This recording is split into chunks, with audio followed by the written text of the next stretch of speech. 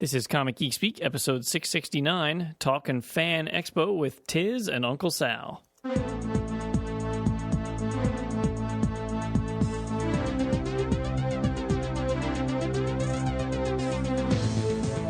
Welcome to Comic Geek Speak. I'm Brian Deemer. I'm Shane Kelly. I'm Brian Chrisman. I'm Jamie D. And this episode of Comic Geek Speak is sponsored by Fan Expo 2009 in Toronto on August 28th through the 30th. Man, it's going to be fun. We have no doubt. And in this episode, we are going to talk to Tiziano. He's one of the events coordinators, and he's going to fill us in on all the details. And it's absolutely going to be an awesome show. There are so many people coming. The list of guests is extraordinary. Pants, you have it handy there? I will in a moment here. Oh, boys. I thought you were the one who does all the... I do, but, sometimes I like to bounce it off you. It's a team here going. Yeah, team here. I'd have had it up. Professionalism. I put my computer away. Right out the window. Sorry. Out the window. He's our strikeout artist. That's right. Well, as we learn in the episode, the one guest who was tentative is now official, J. Michael Straczynski, one of the featured guests, along with Joe Quesada, your favorite Chris Picello, who we hope you get to talk to and meet up in Toronto. Be nice, yeah. Mike Deodato Jr., Ethan Van Sciver, Steve McNiven, Ivan Rice, Terry Dodson, David Finch, Olivier Coppel, Matt Fracture. What are you shining a light on me for, Shane? Len Wein, Darwin Cook, Dale Eaglesham, Bill Sienkiewicz, Stuart Immonen, and that's why I don't. Yes, Alex Maleev. Maleev. I say Maleev. And his name is Maleev. I know. I know now. And many, many more. Many, many more. Anyway, it's going to be a great show, and we're really looking forward to meeting all of our Canadian listeners who we haven't gotten a chance to meet in the past.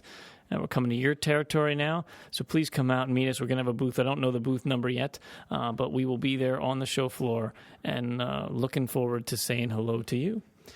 All right, we're going to talk to Tiz first for about a half an hour, all serious, all about the show. And then there's an hour and a half of Tiz and Sal. Classic. And it is some of the funniest stuff we've ever had the privilege to hear. Earmuffs, don't listen to it out loud at work. Oh, my God. Yeah, you will out be loud at work. Oh, you'll be laughing if you're at work. Your coworkers will think you're nuts. That's guaranteed. All right, here's Tiz. Oh, all right. Ready when you are. All right, we're ready then. Okay. Is it on? Oh yeah, let me. We got Shane and Pants and Jamie are here. Hey guys, how's it going? Very good. Pretty good. How are you doing? Hey, it's a holiday Monday in Canada, so life is good. Oh, Don't ask me what holiday it is. I just know that I got a day off. So, that's all that's important. What's that? That's all that matters. It's exactly no work. Just a lot of time with the wife and working on the con, and that's about it. Excellent. Probably has something to do with the Queen or something. It could be. I don't know. She never comes to Canada anymore, but we still respect her or something like that. I don't know. Doesn't make much sense. So, which one of you guys is coming up to Canada? This is Shane. I am coming up. All right. Pants is coming up. And Brian is coming up. And, Oh, God. And I'm not. And you are, so the three of you. Yep. The four. Yep. No, three out of the four. Unfortunately, I cannot. Why not?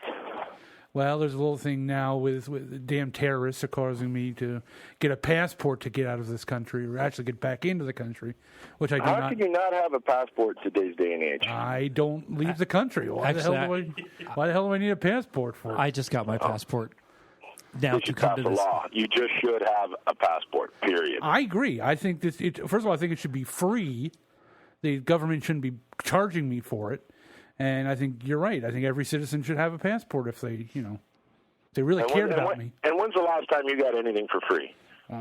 Well, if I trade in a car now, I get $4,500 or up to $4,500. Just tell them. So why the hell can't I get a free goddamn passport? Well, tell them you're not trading in a car, and they'll just give you the $100 passport. Well, I want my $4,500. Where the hell is it? I'm not going to trade my car in right now. $4,500. That's not bad. Yeah, that's what I'm thinking too. But it's only for qualifying automobiles, Yeah, right? it's only Clunkers new and cars, old and shitty cars that. Earlier. Yeah. Yeah, I saw them with free Old money. shitty cars. I wonder what they give you for a good car if they're giving you $4,500 for a shitty one. Nothing. They didn't give me nothing. They're trying to quote help the environment by making a fuel friendly offer. It's all bullshit. Yeah. Listen, I got news for you. The environment's screwed. It's too late. There's nothing we can do to fix it. Yeah, but you know what's Go not ahead, screwed? You know what's not screwed is Fan Expo. No, it's not screwed. Well, not yet, but, we still got a couple of weeks to go. But, For the yeah.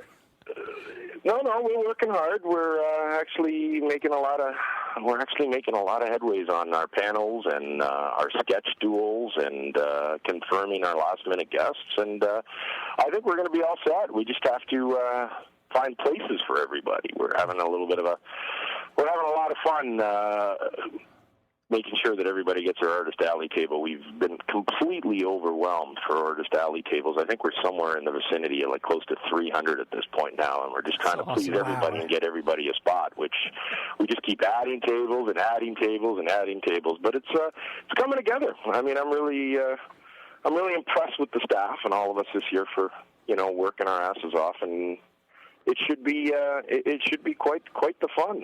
I'm really excited this year, and the good news is, before you ask, because I'm pretty sure Pants asked me in San Diego, late last night I got confirmation that I can now change Joseph Michael Straczynski from tentative to 100% confirmed. Awesome, cool. So he's quite pumped to come back to Toronto. He loves it up here. And we got a few more guys that we've added in the past couple days. Tone Rodriguez, Tom Grummett. Angel Medina has decided to travel and sell suitcase and come up and join us again this year. Is carry-on, not a suitcase, is carry-on. And I got a couple of other guys that are on the fence, and I wish I could tell you who they were, but I can't. But in about 48 hours or a little less, I might have a couple of more really, really interesting announcements to make. Some are comic related, some are not, and we're just waiting for the final contracts on these guys, and we can book their flight and shoot them all up. In about 48 hours, could you make the announcement that Pants isn't coming? Yeah, can you? Why? No, just it's our job to bust on him. But, I mean, everybody loves Pants. I mean, you really met Pants? I'm like, yeah. Stop. We have a hard time getting him in the door as it is. Oh, look, what does my name tag say right in front of me? You're a pompous ass. That's why I'm keeping What does it say? I'm a pompous ass. Oh, come on. He's not. He was very friendly. I was actually quite surprised how professional he was in San Diego. It was really neat. That's because he not wants just something out of anybody you. gets allowed in behind the Ross booth to sit down on the couch. Yeah, I mean, the couch and the to me, he's a somebody right there. Yeah. That's because he wants something from you. Come on.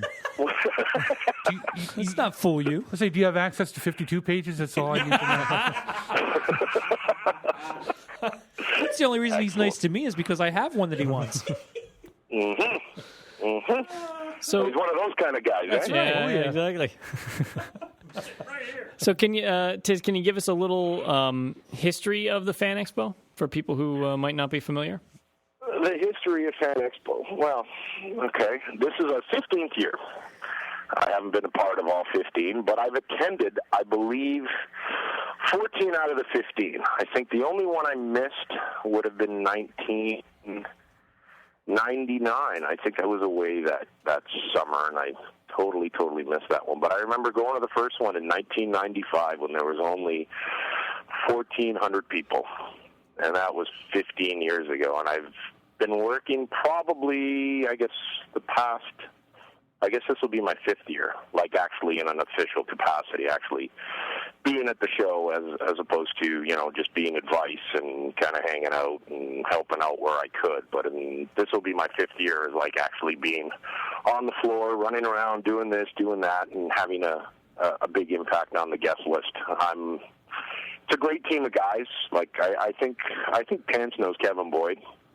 Kev and I work together on pretty much all the comic aspect of Fan Expo, and that's been this will be his 3rd year that we're working together, but pretty much it's a great formula. There's a great staff and great financial backing behind it, and it's privately owned, and it just keeps growing. I mean, every year it just seems the attendance pretty much doubles from every year. So we went from 1,400 15 years ago to we're going to shatter 50,000 this year. I mean, it's really grown in leaps and bounds. I mean, it just continues to grow. It actually scares the shit out of me because, I mean, if it continues to grow at this rate, I mean, I don't know where we're going to hold it. And the Metro Toronto Convention Center is the biggest facility that we have here in Toronto, but it's not a problem to have, but I guess we'll deal with it when we do get that big. You know, like, I don't think we're ever going to get quite as big as San Diego, but with a little bit of hard work and a little bit of luck, we very well might be, you know, the San Diego of the North. So... Awesome. It's a good problem to have. You'll have to have it on floating boats. Yeah, I know a lot of guys say that. They're like, you know, what are you bitching about? Well, where the hell are we going to put everybody? And it's like, well, what do you mean you're sold out? Oh, it was sold out. Well, that was 6 months ago. I mean, we're just trying to chip away at the waiting list. And it's like, it is a good problem to have. And I mean, I'm really happy. It took a while to, I guess, Canada or Toronto to get the respect that it deserves. I mean, it's been a little bit of a struggle, and since 9/11, I think it's become a little bit more difficult. Like, you know, like passports and getting in and out of Canada, and you know, changing the perspective of people are like, oh, you know, is it snowing the end of August? Do I need to bring a heavy coat? I mean, there's a lot of creators that have never been to Canada before, or Toronto, and it's like, it's the same weather in New York, same time of year. And really?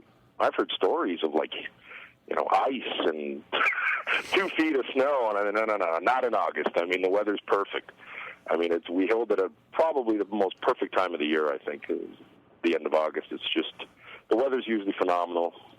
A little bit too warm some years, but hasn't been very warm here in Toronto this year so far, and it should be fantastic. I mean, I'm hoping, you know, I'm hoping for no rain.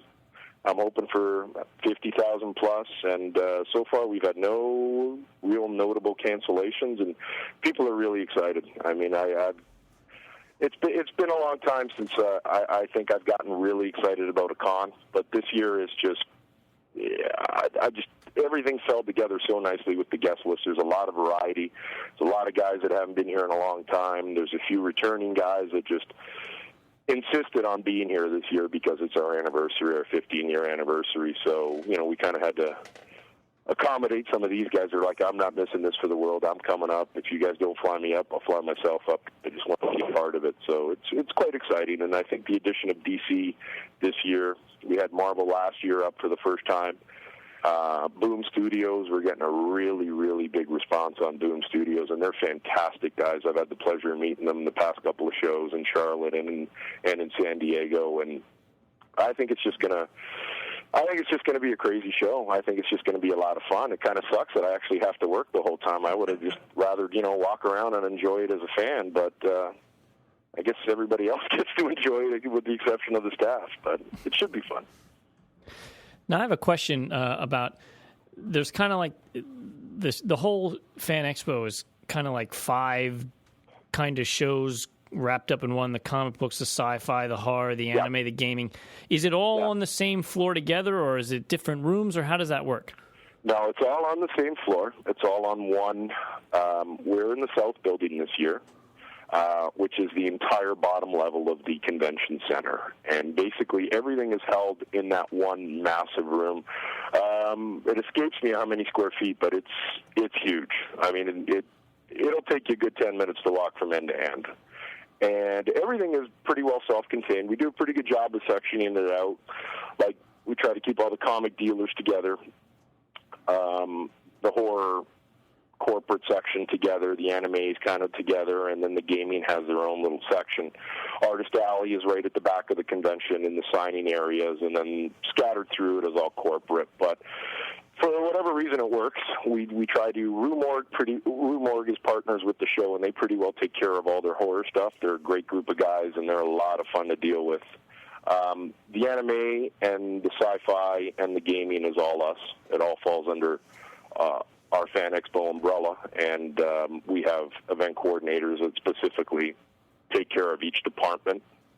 So, but it works really well. It's a hell of a mix. I've probably done or been to at least 100 conventions in my life since I've started going to cons. The minute I turned 16 and got my driver's license, off I went, and I started going to cons outside of Toronto.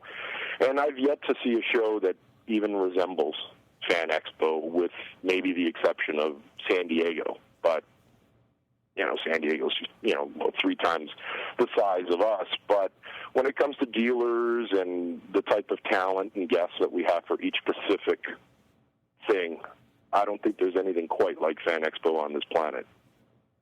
That's awesome. That certainly gets me excited. Can't wait. It is a real mix. Like I said, there's nothing. I've never attended anything that's quite like this, with the type of detail. I mean, and then above us, the next level up is pretty well where all the panels, all the workshops, the sketch duels go on, any type of announcements. Everything goes up on the level above us. But pretty well all the signings and all the retail, all the corporate booths, everything is all located downstairs. And it's huge. Like, you'll see it the minute you get there. It's just, the minute you walk in, it's like going through the gates of heaven for a geek. Yeah. And I was just thinking, if when I walk in, will I get to hear like, ah, ah? Well, I don't know. I mean, it depends what door you go through. There's a couple of crazy dealers that we have that like to sing while they're behind their booths. So depending on what gate you go through, you might actually hear some songs. But, we got some, we had the World Series of Video Games last year. This year we have, what are they called again, these guys? We have a gaming expo. What are they called? World Cyber Games. So there's a lot of Guitar Hero going on. By the end of the weekend, you'll be sick of the following songs: Welcome to the Jungle by Guns N' Roses,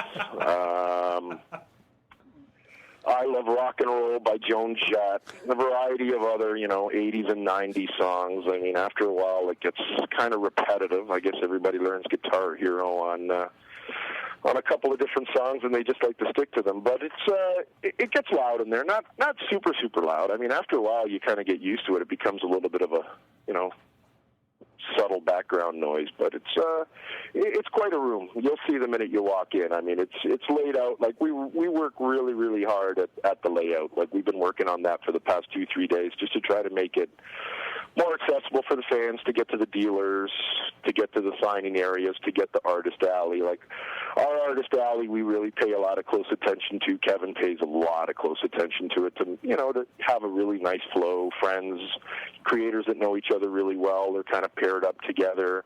We don't put too many big-name guys in one section to not clutter that area or that aisle. We really work hard to try to make sure that every corner of the con has something going on in it, and it doesn't get completely overwhelmed. It's one of the biggest complaints I think that people make is, oh my God, it's so busy and the lineups are so long and I had to wait this amount of time and that amount of time. But we do our best to try to keep things moving, and a lot of the bigger name comic artists, we designate them specifically into a signing area so they don't get bothered at their tables while they're doing sketches or commissions. That way they can, their time is better served, like drawing and not getting hindered by like the guy walking up with a small box that wants his entire run of whatever sign. This way it just kind of keeps it moving, right? And the signing area does get kind of chaotic, but like I said, we try to keep it moving, and most of the bigger name guys have a signing each day, so Friday, Saturday, and Sunday. They vary between 60 minutes to 90-minute signing times, and then they can go back to their tables and do their craft. Now, you keep talking about these sketch duel panels. What's that all about?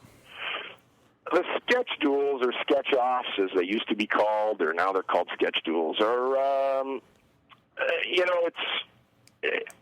it's really interesting. I've never really quite seen it done at a lot of other conventions, but what we usually do is we grab a couple creators that we think will either, one, get along really well or have similar styles of art.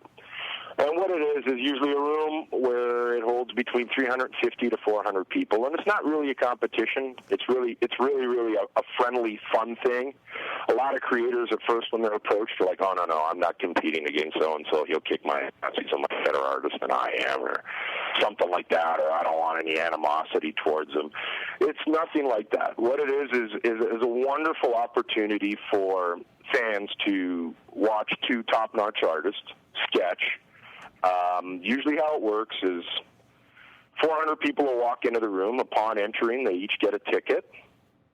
And basically then the two artists sit up front, and they have overhead projectors, and the crowd just starts screaming out what they want them to draw. So I'll give you an example. Let's say this year it's Olivier Capel and Marko Dirkovic sitting up there. So who do you think they're going to scream out? Who do you think they want them to draw? Thor. So basically these two guys will just sit up there, not stand, sketch away at Thor, talk about their process as they're going through it. We usually have some really cool moderators asking them their styles, their influences, things of such nature. It's very casual. It's not a competition in any way, shape, or form. And I've had to explain this to many creators over the years that no, it's cool. And then at the end of it, after about an hour, you know, you got a 1 in 400 chance of walking away with a beautiful finished piece for free from one of the artists. And I mean, it's really quite exciting watching guys win one of these finished pieces. And some of them I've seen over the years are literally cover quality.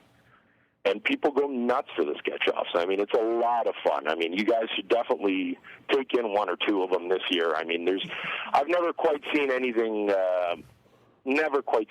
quite like it over the years at other cons. I mean, it's a lot of fun. People really, really, really, really, really get off on the sketch-offs. I mean, it's one of the key things that people like to do at the Expo. There's a lot of things to do, but you don't really want to miss the sketch-offs because you can walk away with, you know, a beautiful piece. And let's be honest, a lot of guys today, they go to a convention, they don't have $250, $300, $500 to spend on a full-figure sketch or commission by, you know, a top artist. And this is an excellent opportunity for them to, you know, walk away with a kick-ass piece. Settle down, Pants. This is a new studio. Yeah, Pants needs something to get off on, apparently. Oh, does he? So we're going to see Pants sending friends and paying off little kids to, you know, go get tickets at the sketch-offs and stuff? Unfortunately, Pants is legally not allowed to be around little children. So. Oh, he's not. He's one of those, is he? But no, it's a lot of fun. Like, I mean, you really don't want to miss it. And I mean, some of them turn into like complete comedy fests. Like watching these guys like draw away, they'll get up, look over, and go, "Oh shit, you know, I better." Who's got a different colored Sharpie? You know, I mean, like they just start. It becomes competitive, but not in the sense of like. It is a competition. They become a lot of fun. Like 2 years ago, watching John Romita Jr. and John Romita Sr., you know, like sketch off against each other was just an incredible moment. I mean, it's just they get really exciting, and watching these kids run up there, or adults, if they call their winning ticket, it's a lot of fun. Pants will enjoy. You all should check out at least one. Yeah, that sounds awesome. I'd like to. Yeah, I'm down with at least one, if not more. No, we're going to limit you to one. You got to be at the booth at some point, Pants. I'll be there some point. And not just to drop shit off. Get my mail there. So what kind of things are you guys excited about Toronto? I'm excited about going. Yeah, that's it. Just want to get out of the house. It's been a lean year for me in conventions, and when it was talked about and decided upon, I went home and talked to my wife, and I said, I know I've been trying to be good this year, not really go to a lot of cons, try and conserve a little financial stability. Right. And I said, but you know what, we're going to Canada. I'd really like to go. It sounds incredible. And she said, well, you know what? It's been really good. Go ahead. So I'm just excited to come. It sounds like a great convention. There's a lot of guests I want to see. There's a lot of things I want to do. I'm really, really excited. Now, is she coming with you? You're coming up on, does she let you out on your own or what? Oh, yeah. Yep, I'm coming up by myself. I'd love it if she would come, but then we'd have to find something to do with the kids. And they're just a little too young to drag around for a weekend like that. I see. Who else is married out, all you guys? I am. This is Brian, and my wife is coming along. Is she? Yeah, she loves cons. Well, not quite as much as I do, but she does enjoy them, yeah. Now, did you have to drug her, or was it just a normal thing? Like, does she like comics? Because I get into this argument with my wife all the time. She wants to come to all these cons with me, but she's just not into it too much. She just thinks of it as a shopping expedition or something, and that's not going to happen. No, she reads quite a few comics, actually. Does she? Yep. Oh my God! Aren't you a lucky guy? Yeah, so she'll enjoy, and she loves walking through Artist Alley and scoping out new people and checking out all that kind of stuff. So, Well, you're doing better than most, eh? yeah, I can't complain. Not bad. So none of you guys have ever been to Canada before? Oh no, I've been to Canada You've been, several but not times. to the con. I was years ago, but not to the con. All right. Well, it should be interesting to see you guys. I know I've gotten so much positive feedback and emails. I mean, I'll be honest. I knew you guys were big, but I had no idea that you guys were this huge. I mean, people are like, just, can I ask you a question? Like, all these emails, or I don't know how, but my phone number leaked out over the years. And are they going to be doing like podcasts like right at the show? Can I speak to them? Will they be selling any of your T-shirts? I mean, you guys are quite the shit. You guys are like pretty popular. I had Who do you no talk idea. to? Oh, Yeah, who paid you? Did Yeah, Peter wow. pay you to say There's that? no accounting for taste. I'll take all the praise you can heap on us. I Heap am away. I am actually excited to.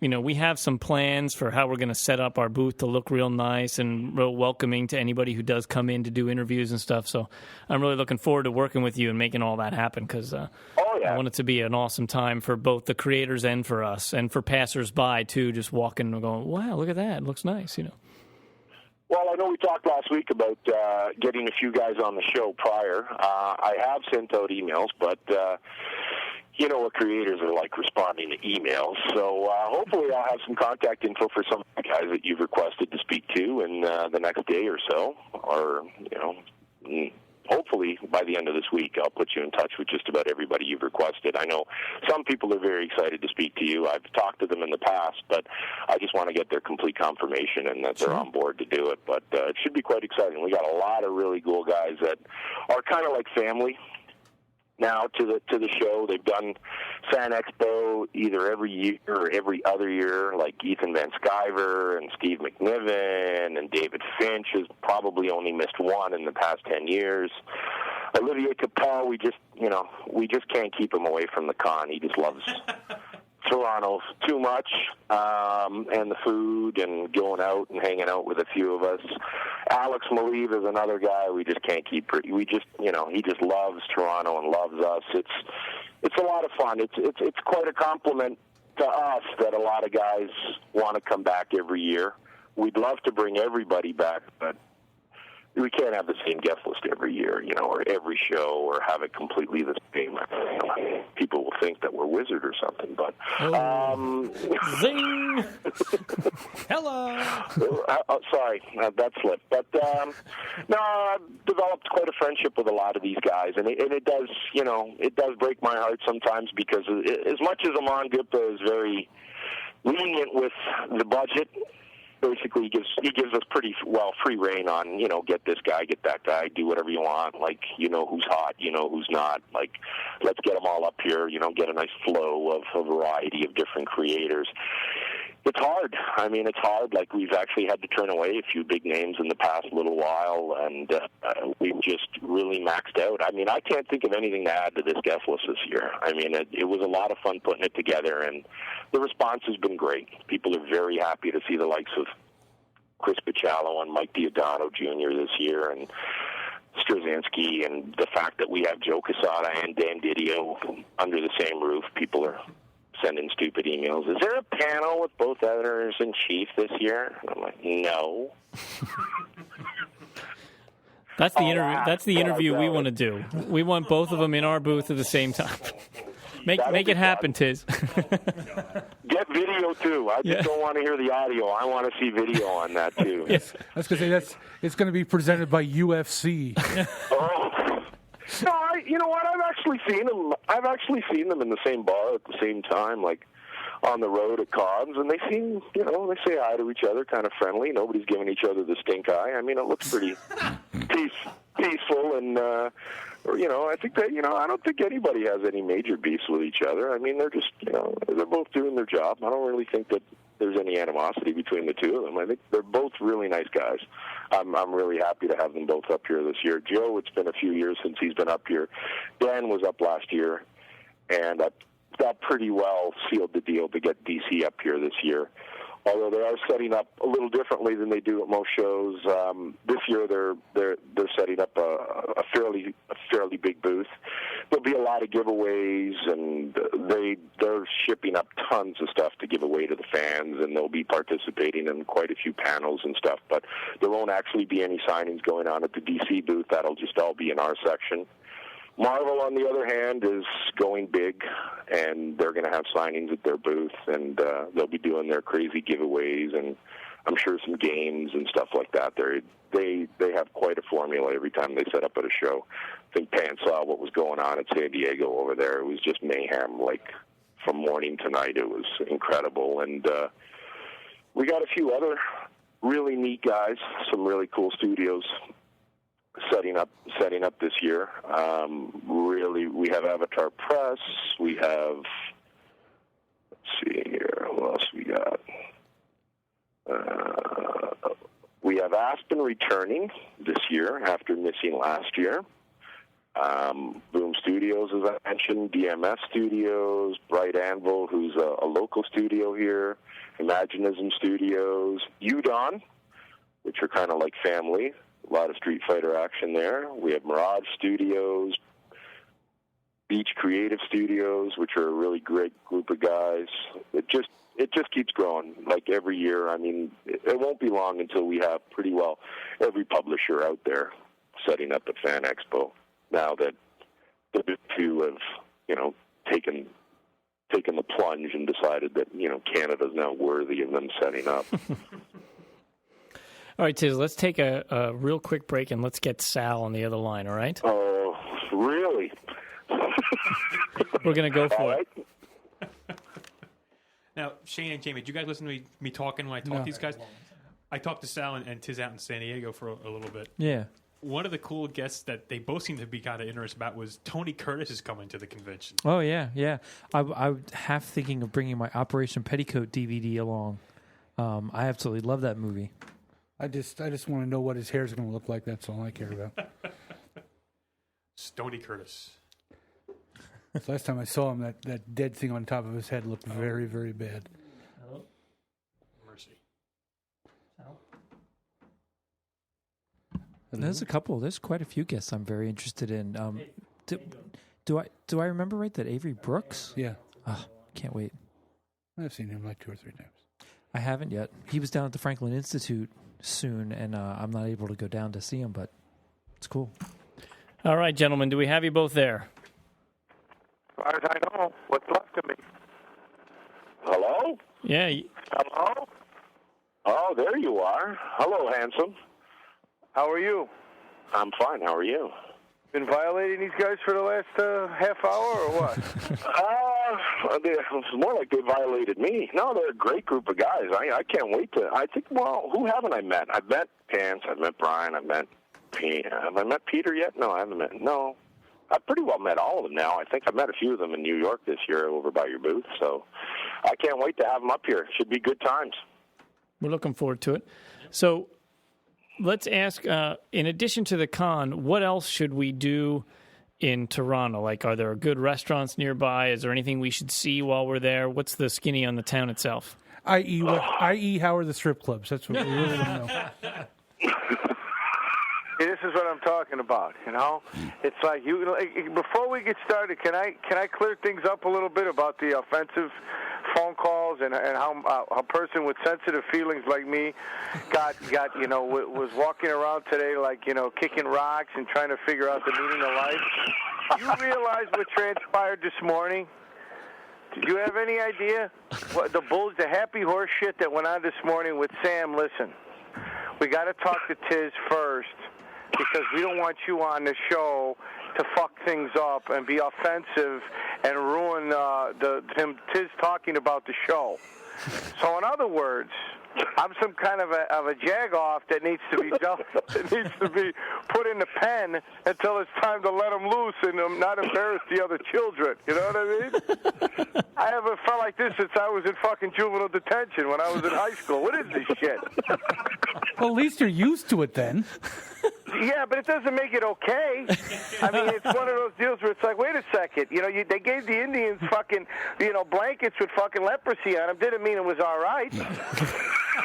It wasn't like that. Listen, Come on. Sal, Come on. Listen. We want to talk serious. The adults need to talk serious first, and then we'll bring you in because we don't want you to get any of the shit on your hands all over us, in other words. So I just did it to protect you. I thought to myself, some fucking friends I got. You know what I mean? Jesus. And I don't even work for you guys. Normally the only people that treat me that way are the people I work for. Jesus Christ. There's nothing but love. It wasn't like that. Come on. Yeah, I thought we talked about this. It's too late. Words can hurt, and it's too late. That's all I'm going to say. Come on, Salvatore. You know I love you. I'm like the drummer in the Partridge Family. Whatever was left is gone. It's just there's nothing left for me. That's it. The adult, I can't even sit at the adult table. I got to sit at the kids' table now. Okay. Whoever Tiz puts me next to at Toronto, whenever I start talking to them, he comes over to go, is Sal bothering you? Sal's not bothering. Well, interestingly enough, this year... So now, when he does that, I'm worse than I normally would be, just to fuck with him even more. Like, I tormented Brian Boland the whole weekend just because of Tiz. And he enjoyed it, by the way. Leave Brian Boland alone, Sal. He's a serious creator. He's not like you, where you're all full of shit and everything. So I said, okay. I just couldn't believe great guy, but I just couldn't believe how serious he was. I mean, like Sal called me over there at one point and said, "Is this an actor? Is this for real?" And I'm like, "What?" He goes, "He's serious. I'm trying to joke around with him, break the ice. All he wants to do is draw." I'm like, "Well, I told him, cool guy." This isn't a fucking session of Parliament. I don't know what he thought he was doing there. Take it easy. You're drawing Joker faces with a ballpoint pen. How fucking serious are you? Calm down. When the fuck did he turn into Winston Churchill all of a sudden? It's like all these guys are like that. It's like, wait a second. Come on, guys. Don't get all... Just because you sound like a Star Wars villain with your fucking accent doesn't mean that you're all serious and shit. But this year, I told you, I'm going to put you next to a couple of really nice guys, and you know a couple of them. Yeah. So Angel Medina. He puts me next to Angel Medina, which is always a lot of fun. Sitting. We got the minority quota in the corner. He's got the Italian and the fucking Puerto Rican to keep us away from people. They won't sell us spray paint, and they won't let us sit next to anybody else. So I said, real nice. You fucking stick me in the corner with Angel, and who else would you put me next to? Well, when last year or the year before? No, last year. This year. Oh, this year I mentioned. Who you don't want to invite back is usually who he puts me next to. Well, I mentioned. Do you want to sit next to Bill? And you almost jumped through the phone. No, I don't want to sit next to Bill. I don't want to sit next to the Lizard King. Fuck him. Because you sit next to Jim Morrison, and he gets in these conversations, and I don't know what the fuck he's talking about. And finally, you got to stop him and go, Bill, you need to take it easy. And that hippie you fucked in 1972, the syphilis finally got to your brain. And you got to calm down because I can't take it anymore. I'll find you somebody interesting to sit next to you this year. I love Bill, but it's a little too, he's another guy that gets, he dips in and out of being serious and not being serious, and he tucks his pants in the boots, and I can't take serious people who tuck their pants in their boots. That sounds like something you do, Pants.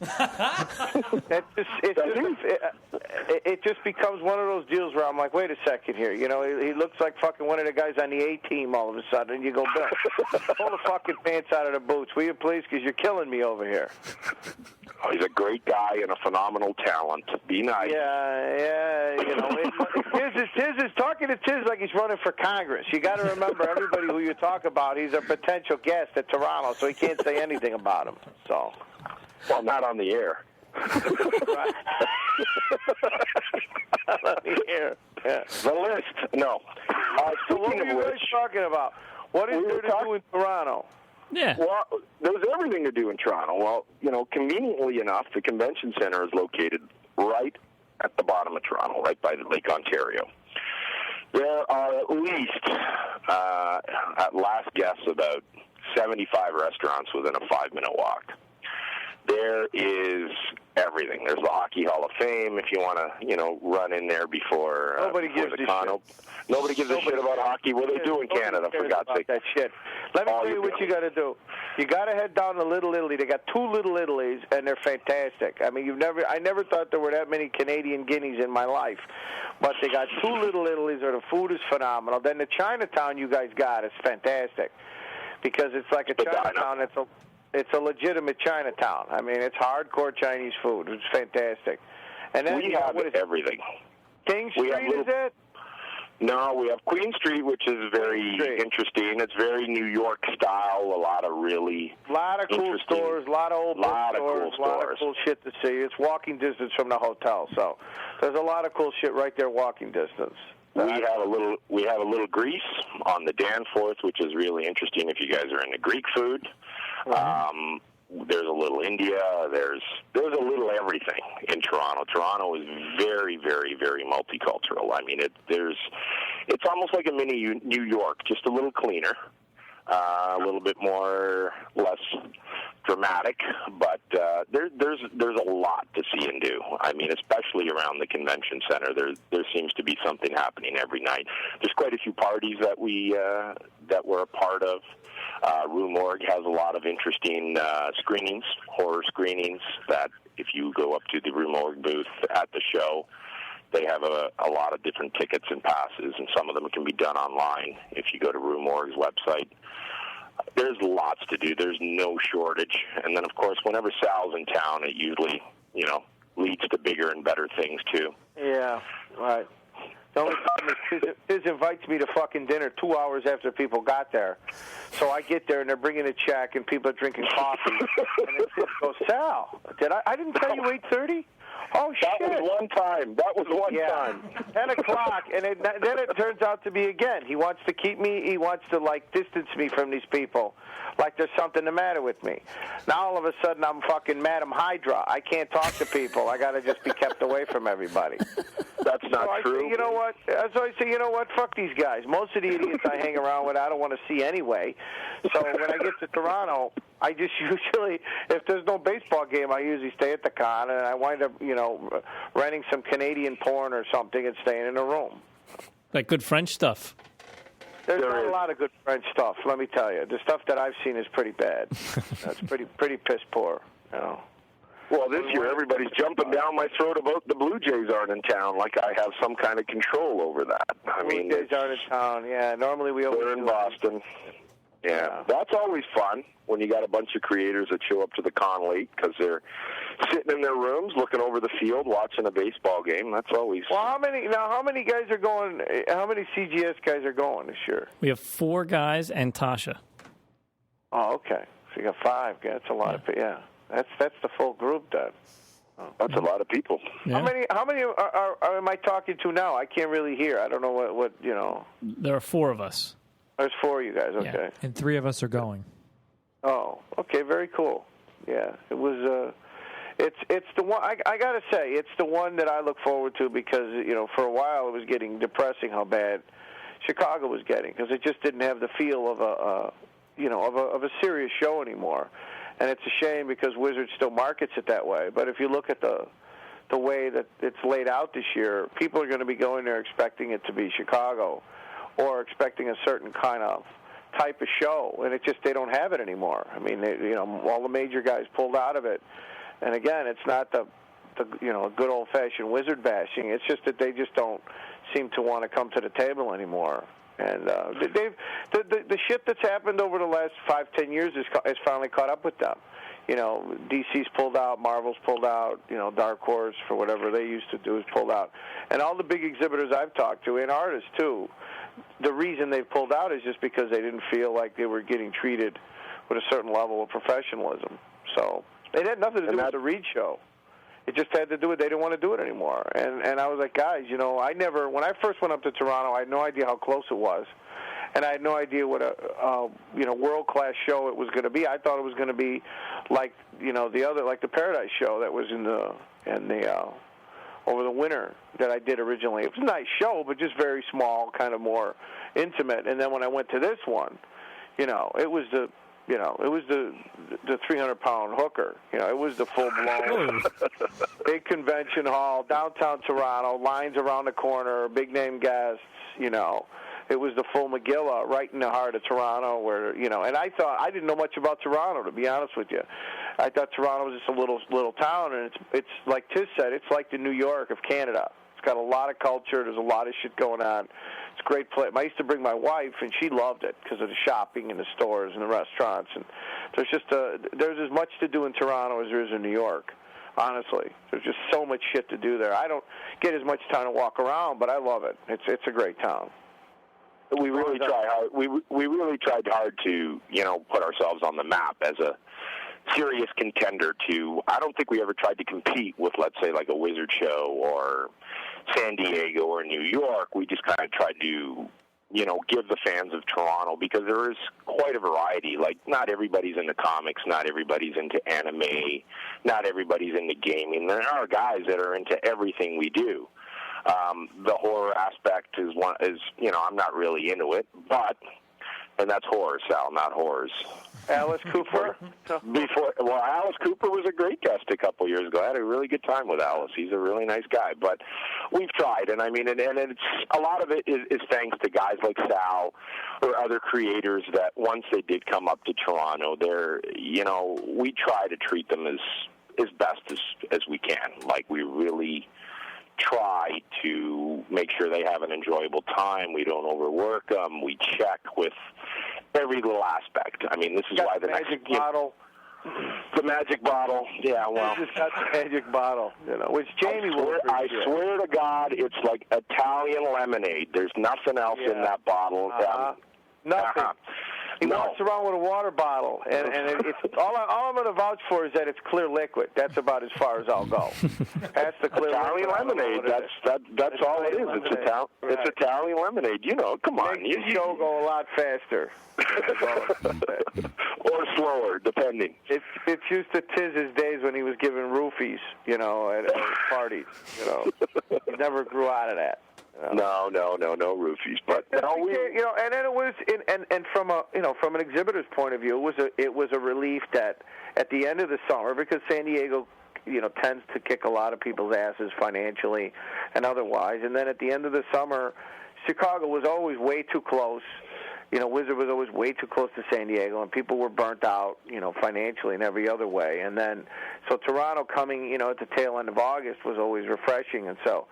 When I talked to guys that were going up there, they were just kind of like, well, they didn't really know what to expect. And then once they started doing it, they were like, this is not just a show to go scratch your ass at. It's a show you can go, and it's crowded, it's packed. It's a different fan base because it's Canadian guys, and a lot of them don't make it down to the shows in the States. There's a lot of money, exchanging hands. Although it's that funny stuff with the pictures of geese and shit on it. But it's the Queen and different colored currency. Money. Yeah, it's currency nonetheless, and they give you like try to give you furs in exchange for sketches and shit. And beaver pelts, and one guy gave me like claws of a grizzly bear. I was like, what the fuck is this? But a hockey stick and a puck. The hockey stick and a puck guy really you didn't want to get too. I didn't get too much of a conversation with him, but Chris and him went on a date, so I figured it worked out all right. No, we get a lot of people from out of town. Like we did some surveys, and then talking to guys while they're lined up for creators and stuff. It's where you from. You hear a variety of different accents. It's crazy, like, to hear that, 12 people took a flight together from London, England to come to Fan Expo last year. People as far as Germany and all through Canada, all through the United States. They just always mention these fucked up parts of Canada. I pretend like I know where they are. When you say, hey, where are you from? And they'll say, like, Otter's Tooth, Saskatchewan. And I'll be like, wow, really? I know exactly where that is. No fucking clue what he's talking about. And my one friend got his foot caught, in a wood chipper, so he couldn't make it. And the other guy, had to give up his seat with a moose on the airplane, just shit like that. There was an otter on the runway, so our plane almost skidded. And you just play stupid with these guys and go, yeah, wow, that's great. I have no fucking clue. But the number one rule in Toronto or in Canada is wear anything that has anything hockey related on it, and you're instantly popular. They love you. Which Sal did last year, by the way. That's what I did. I get through customs every year just by wearing a Maple Leaf shirt, and then either the guy yells at me and swears about how they suck, or the guy goes, "Hey, Maple Leafs," and he lets me through with like all kinds of swag and shit that I shouldn't have when I go through customs. That's how much they love fucking hockey up in Toronto. You know, Al Qaeda just wears hockey shit, and they let him right into the country. No problem. You know. And I just pretend like I know what the fuck they're talking about. I go, yeah, the blue line, and we got to work on the penalty. Yeah, sure. Get the fuck out of here. And I get on the plane. Nice. So, back to reality. We do get a lot of international people. They what? You guys, all you want to talk about is fucking hockey. Don't bullshit anybody. I like to talk. Come on, I'm more of a football fan and a soccer fan than hockey. You know that. Come on. Yeah, right. But I'm talking about 99.9, and they got this real fucked up policy on homeless people where they let them live absolutely anywhere, like in front of your hotel room door. They let them sleep like right there, and no one can say, "Hey guys, do you really need to lie right in front of the door? You know, in the revolving door? Can't you just move over just a little bit?" And they won't tell them anything to move or anything like that. It's just Canadians are very nice people. I mean, like yeah, you know that. I understand that, but you got to they're very nice. Yeah, but they don't have to shit right on the sidewalk, do they? Can't they shit in like a coffee can and kick it to the side a little bit, or do they need to really lay right there? You know? No, come on. These are not homeless dudes. These are guys that just didn't make the cut when the Maple Leafs were looking for a new goalie, and they decided, fuck it, I'm going to sleep on the sidewalk. They're in line waiting for Julie Newmar 1 minute. Next minute, he's asking me for money to buy, fucking Labatt's or whatever kind of shit you guys drink up there. Molson Canadian. Yeah, okay. That's like bear piss, that stuff you guys drink. Molson Canadian. Okay, it's the water. Yeah, all right. We got water here, too. It's a big fucking deal. Our beer is better than yours, and you know it. Yeah, right. Sure, I understand. Mr. Bud and Miller Lite. I don't drink that piss anyway. So Bud and Miller Lite is the hillbilly opera. They make that shit for hillbillies. I don't drink that shit. Listen, we have our fair share of hillbillies in Canada too. I don't know what they drink. I never would have guessed that. I mean, you guys don't even. They have those guys that they look like what's his name from before he turned into Blue Beast, the fucking Hank Pym, where he just had the big feet running around. That's what a lot of those Canadian fuckers look like. Where they're just like these fucking these Sasquatch-looking son of a bitches. Where no one's told them Bigfoot isn't real. It was just an episode of the $6 Million Man, and they run around telling you how they did see Bigfoot. I'm like, that's great, guys. You gonna buy anything or no? And then they tell me. And they do spend money and buy, don't they? They spend a lot of money and they buy. They're not crazy about the whole Atomica thing because he's Russian. But hey, what are you gonna do? Wow. Then I tell them Atomica. I just tell them this is not the issue where Atomica plays hockey. It's the next one, and then they buy it. They go, that's great. They go, really? He plays hockey? They go, he's Russian. Of course he plays hockey. What the fuck do you think? Team Atomica versus Team Canada. That's right. You might be onto something on this one, though, by the way. Yeah, Team Canada. A lot of creators, that come through Toronto at our show. I mean, one of the last things they say, other than thank you very much, is we just could not believe how friendly and how passive and how laid back the fans are in Toronto. I mean, it's completely different. Like, I've been to shows in New York where, they just trample over each other in line to get an autograph by somebody. But the fans in Toronto are really different. They're a lot mellower, a lot more polite, according to a lot of creators that come through our show, and it's probably one of the reasons why so many of them want to keep coming back year after year after year. Are these the creators that you give free shit to, or are these the creators that actually... No, these are the ones that actually, those are not the ones that I give free shit to. The ones you give free shit to, it's like when you give somebody free food, what are they going to do? Complain about no, these are not the guys that want to meet William Shatner or Leonard Nimoy or... that's different. No, that's different. None of those degenerate Asians that come up and want to gamble and meet William Shatner. Well, the casino's, a little far away for the gambling. Right. We don't have. We finally got.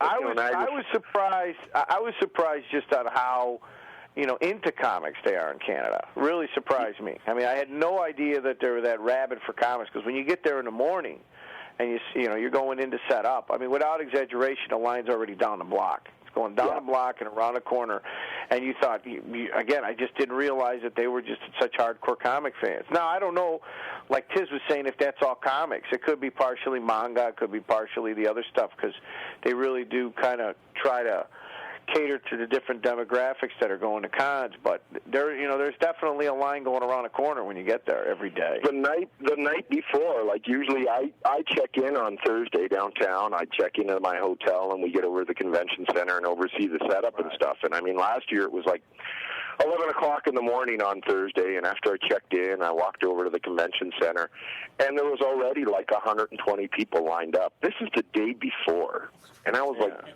you guys have tickets? Well, yeah, you guys got running water, so they're big on that. They heard you guys had indoor plumbing, so they figured we better get the jump on these newfangled toilets. We wanted to see what the fuck was going to happen.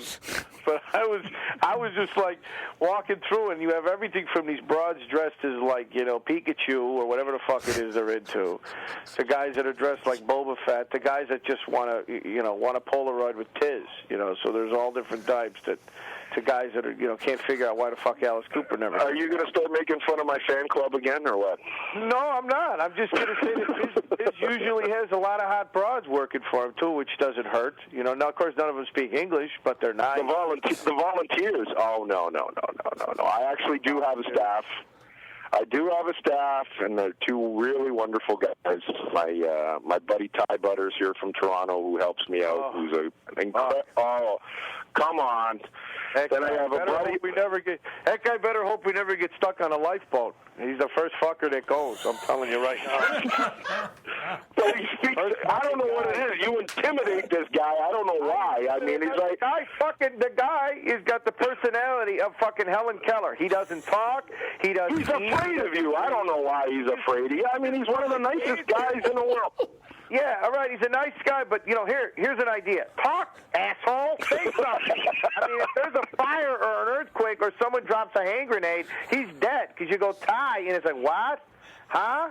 It's like, grenade, asshole. What?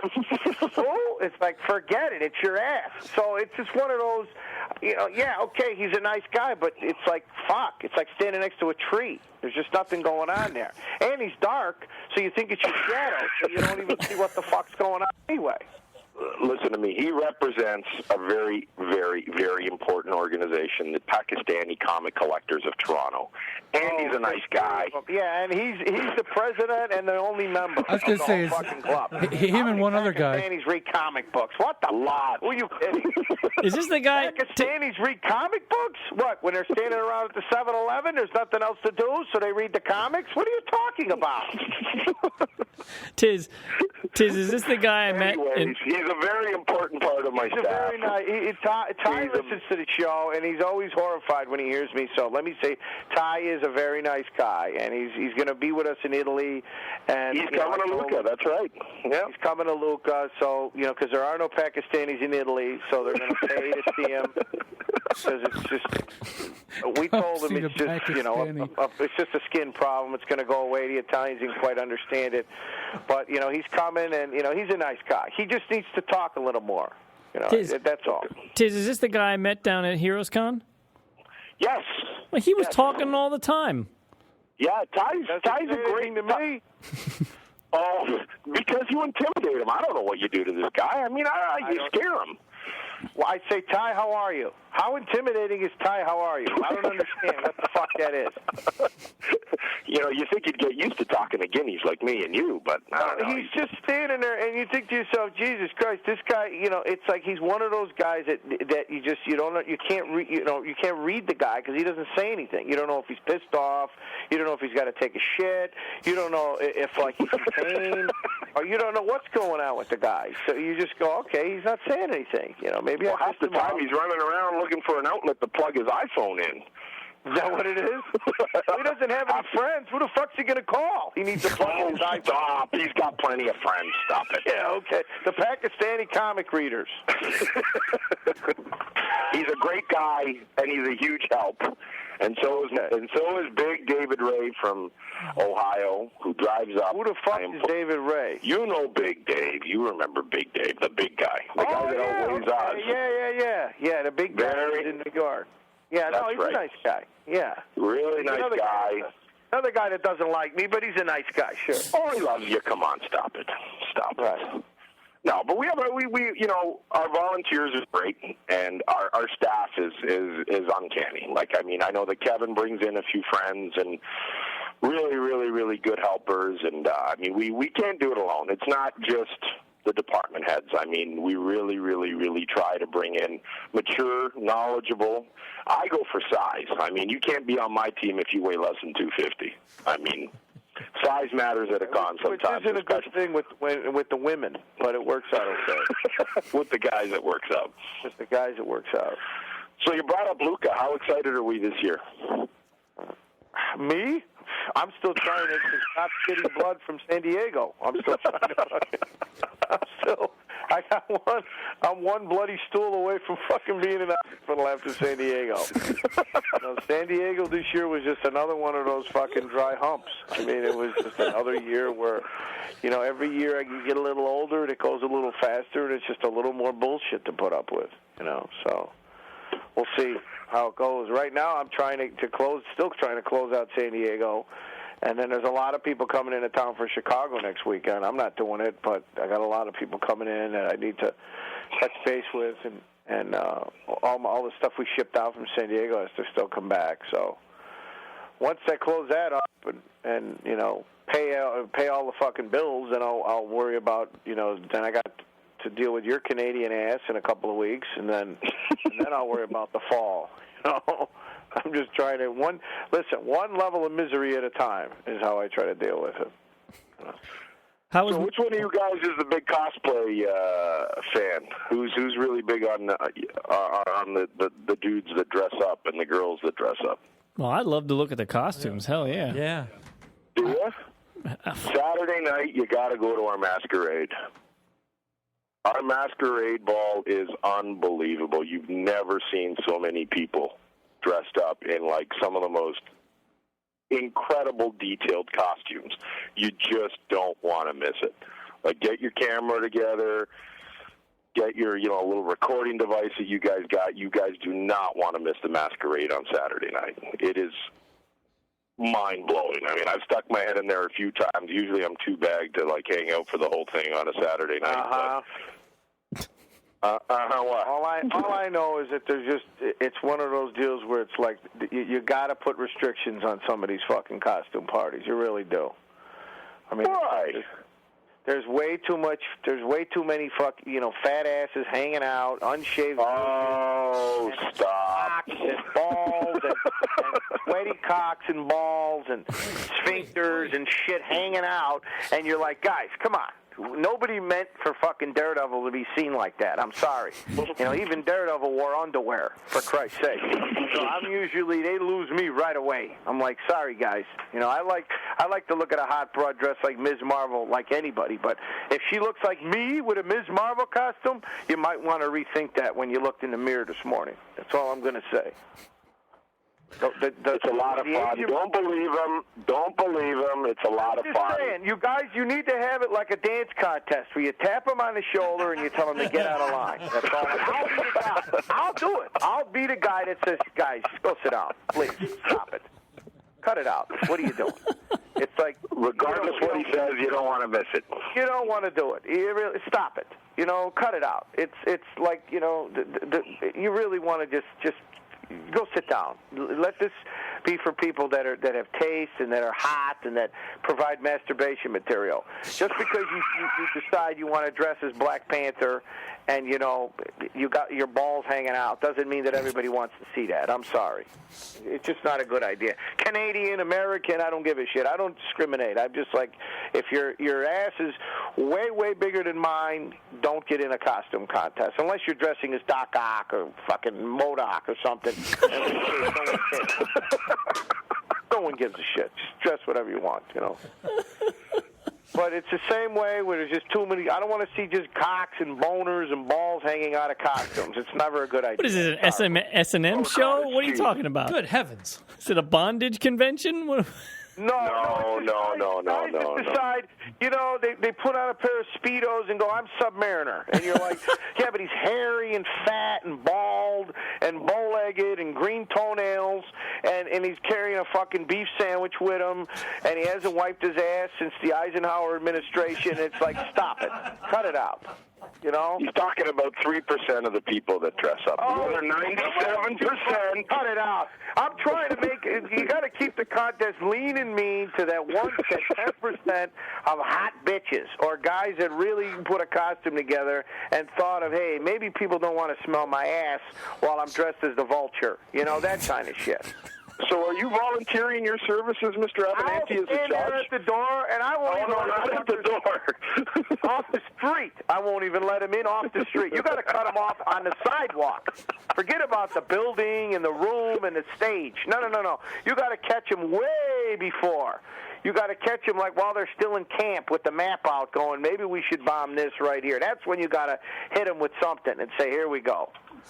Just cut it off in the blueprint stage is what you need to do with these fucking guys.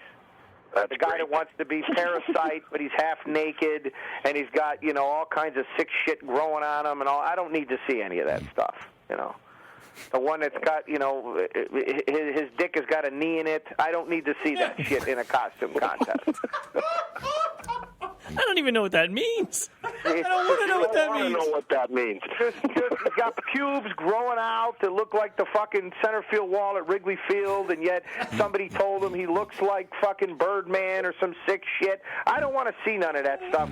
Canadian especially, because you guys got all those fucking freaks that come from the middle of nowhere. They fall out of trees, and there's all that crazy shit from, Sasquatch and that demented shit from Stephen King novels. We don't need any more of it, in the hall. All that bullshit. He's on a roll now. Yeah, no, I'm being serious. He's on a roll now. Listen, someone needs to tell these fucking guys to cut it out. Everybody, and I mean everybody, needs to be told to sit the fuck down once in a while. This is what needs to happen. Everybody, I wanted to fuck Grace Kelly. It just didn't happen. So, same with these costume contests. Everybody can't be Boba Fett. That's just how it is. So how's Atomica going, Sal? Sal? Contest, so you do what you want. Okay. Why don't you tell them how excited you are about Tony Curtis? I'm very excited that Tony Curtis is coming to Toronto. This guy calls me up and sends me an email. Are you serious? Is this for real? The first time I've ever heard or seen Sal actually get kind of giddy about somebody. I said, you got fucking Tony Curtis coming to Toronto. I said, is he going? Are you guys taking him out, or are you going to treat him like a bitch? You're going to treat him like Joyce DeWitt from Three's Company, like you do all those other fucking has-beens. Because this is not fucking Mr. Roper. This is Tony fucking Curtis.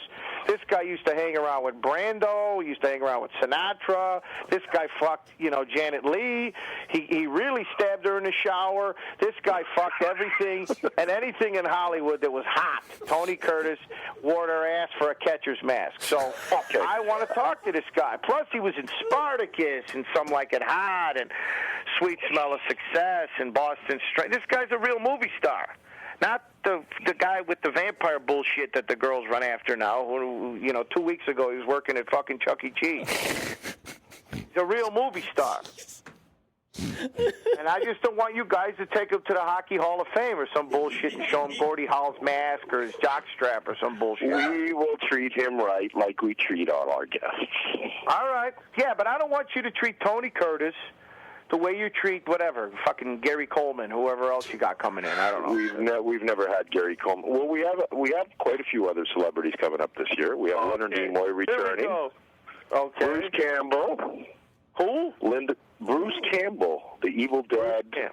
Army of Darkness. You know Bruce. Okay. Linda Hamilton from The Terminator. Linda Hamilton. Yeah, all right. She was hot about 20 years ago, but I can still give it to her. No, I don't need going anywhere near. I don't need to know when I fucked Sarah Connor. I could just say I gave it to her back when, she was before she fucked James Cameron and everything went sour. I'm trying to be serious here. All right, I'm sorry. Thomas Becker from Terminator, the Sarah Connor Chronicles. Bill Bridges, Mary McDonald from Battlestar Galactica. Avery Brooks, Billy D. Williams. Oh, God. I'm waiting. I'm not saying anything because every time I say something, I hear everybody in the background groan. So I'm keeping my mouth shut. But I'm just going to say too many fucking malt liquor commercials for Billy D. Williams. Go ahead. Oh, come on. But that might be true, but I would still love to talk to him. Come on. Billy D. Williams did I say? I didn't say anything. I loved him as shit. I liked him back when he played fucking, when he was in Brian's song. He played Gale Sayers. Yeah.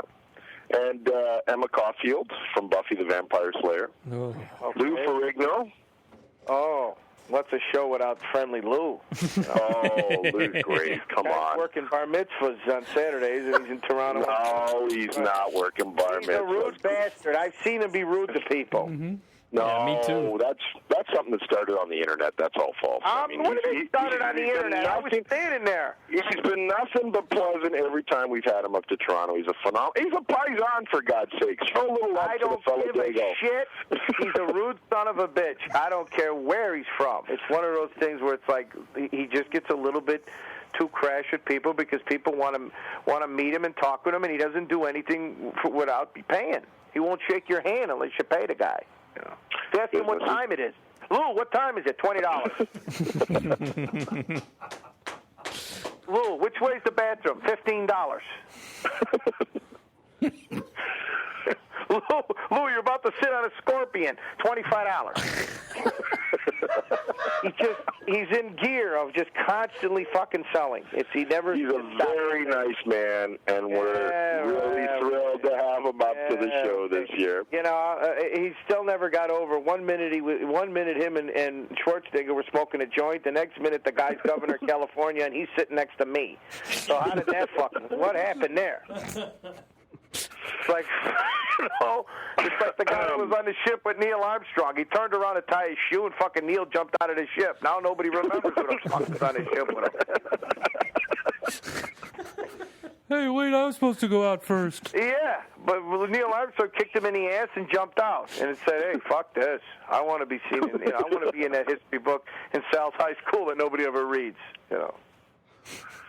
Oh my God! So go on. Where did you stop at? At the almost Oscar winner Lou Ferrigno. Who else? Now wait a minute. How's this going to work with Tony Curtis now? Is he really there, or is this a lot of bullshit and it's a guy? No. He's there. He's quite excited to be coming up. He's basically our Hollywood icon this year. He is absolutely. That's what I'm saying. We developed Hollywood icon last year. And we had Henry Winkler, the Fonz, as our member. He was fantastic. You're going to put fucking Henry Winkler in the same sentence with Tony Curtis. Are you serious? The guy with. Are you fucking kidding me? Hollywood icon with Henry Winkler this year. We had choices on who to have, and Tony Curtis was our pick. We had different choices on what. Oh, it's so painful. Oh. Henry Winkler and Tony Curtis. Are you fucking kidding me? Well, they could have gone with Donnie Most. I mean, come on. Yeah, but I'm not saying that Henry Winkler's not a nice guy because I've seen him and he's a nice guy. He seems like the guy you get insurance from, But Tony Curtis, come on. Tony Curtis used to hang around with everybody. He knew everybody. I know. I can't wait to meet him personally. I mean, it's going to be a lot of fun. I mean, now how does this work now? You are showing him around, or are you just going to kick his walker out and leave him at the hotel? No.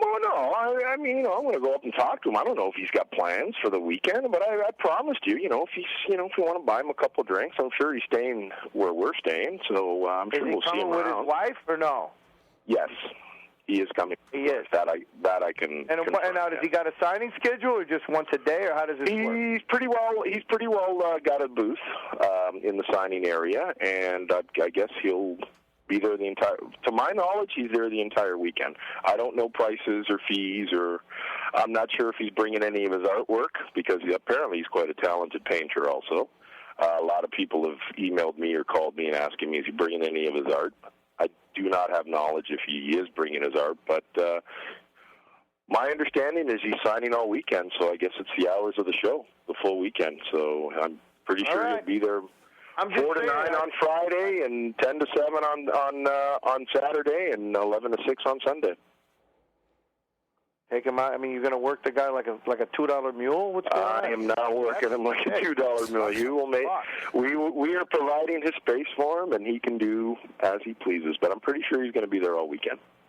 All right. Most people don't know or give a shit about Tony Curtis, but I remember him back from the Flintstones. So. Oh yeah. I have that. The response has been incredible from the minute we announced him. I mean, I just could not believe the amount of people that have emailed or called and said, "Is this for real? Is he really going to be there?" This will show you how. My ma asked me about Tony Curtis. That's how fucked up that is. And my ma don't ask about anybody. So she asked about since Frank Sinatra died, that's over. So now she asked me. She goes, "Tony Curtis." She's like, she wanted to know if what I was doing was legal because I got to meet Tony Curtis. And I said, "Yeah, ma, they're not going to lock me up. Don't worry about it." Not that, at least. Yeah. If we kidnapped him, I don't think anybody would give a shit. So I'm not going to kidnap Tony Curtis. Don't worry about it. Sal, how's Atomica going for you? Atomica's going really well. We're back with Diamond, and which is just the way you have to go.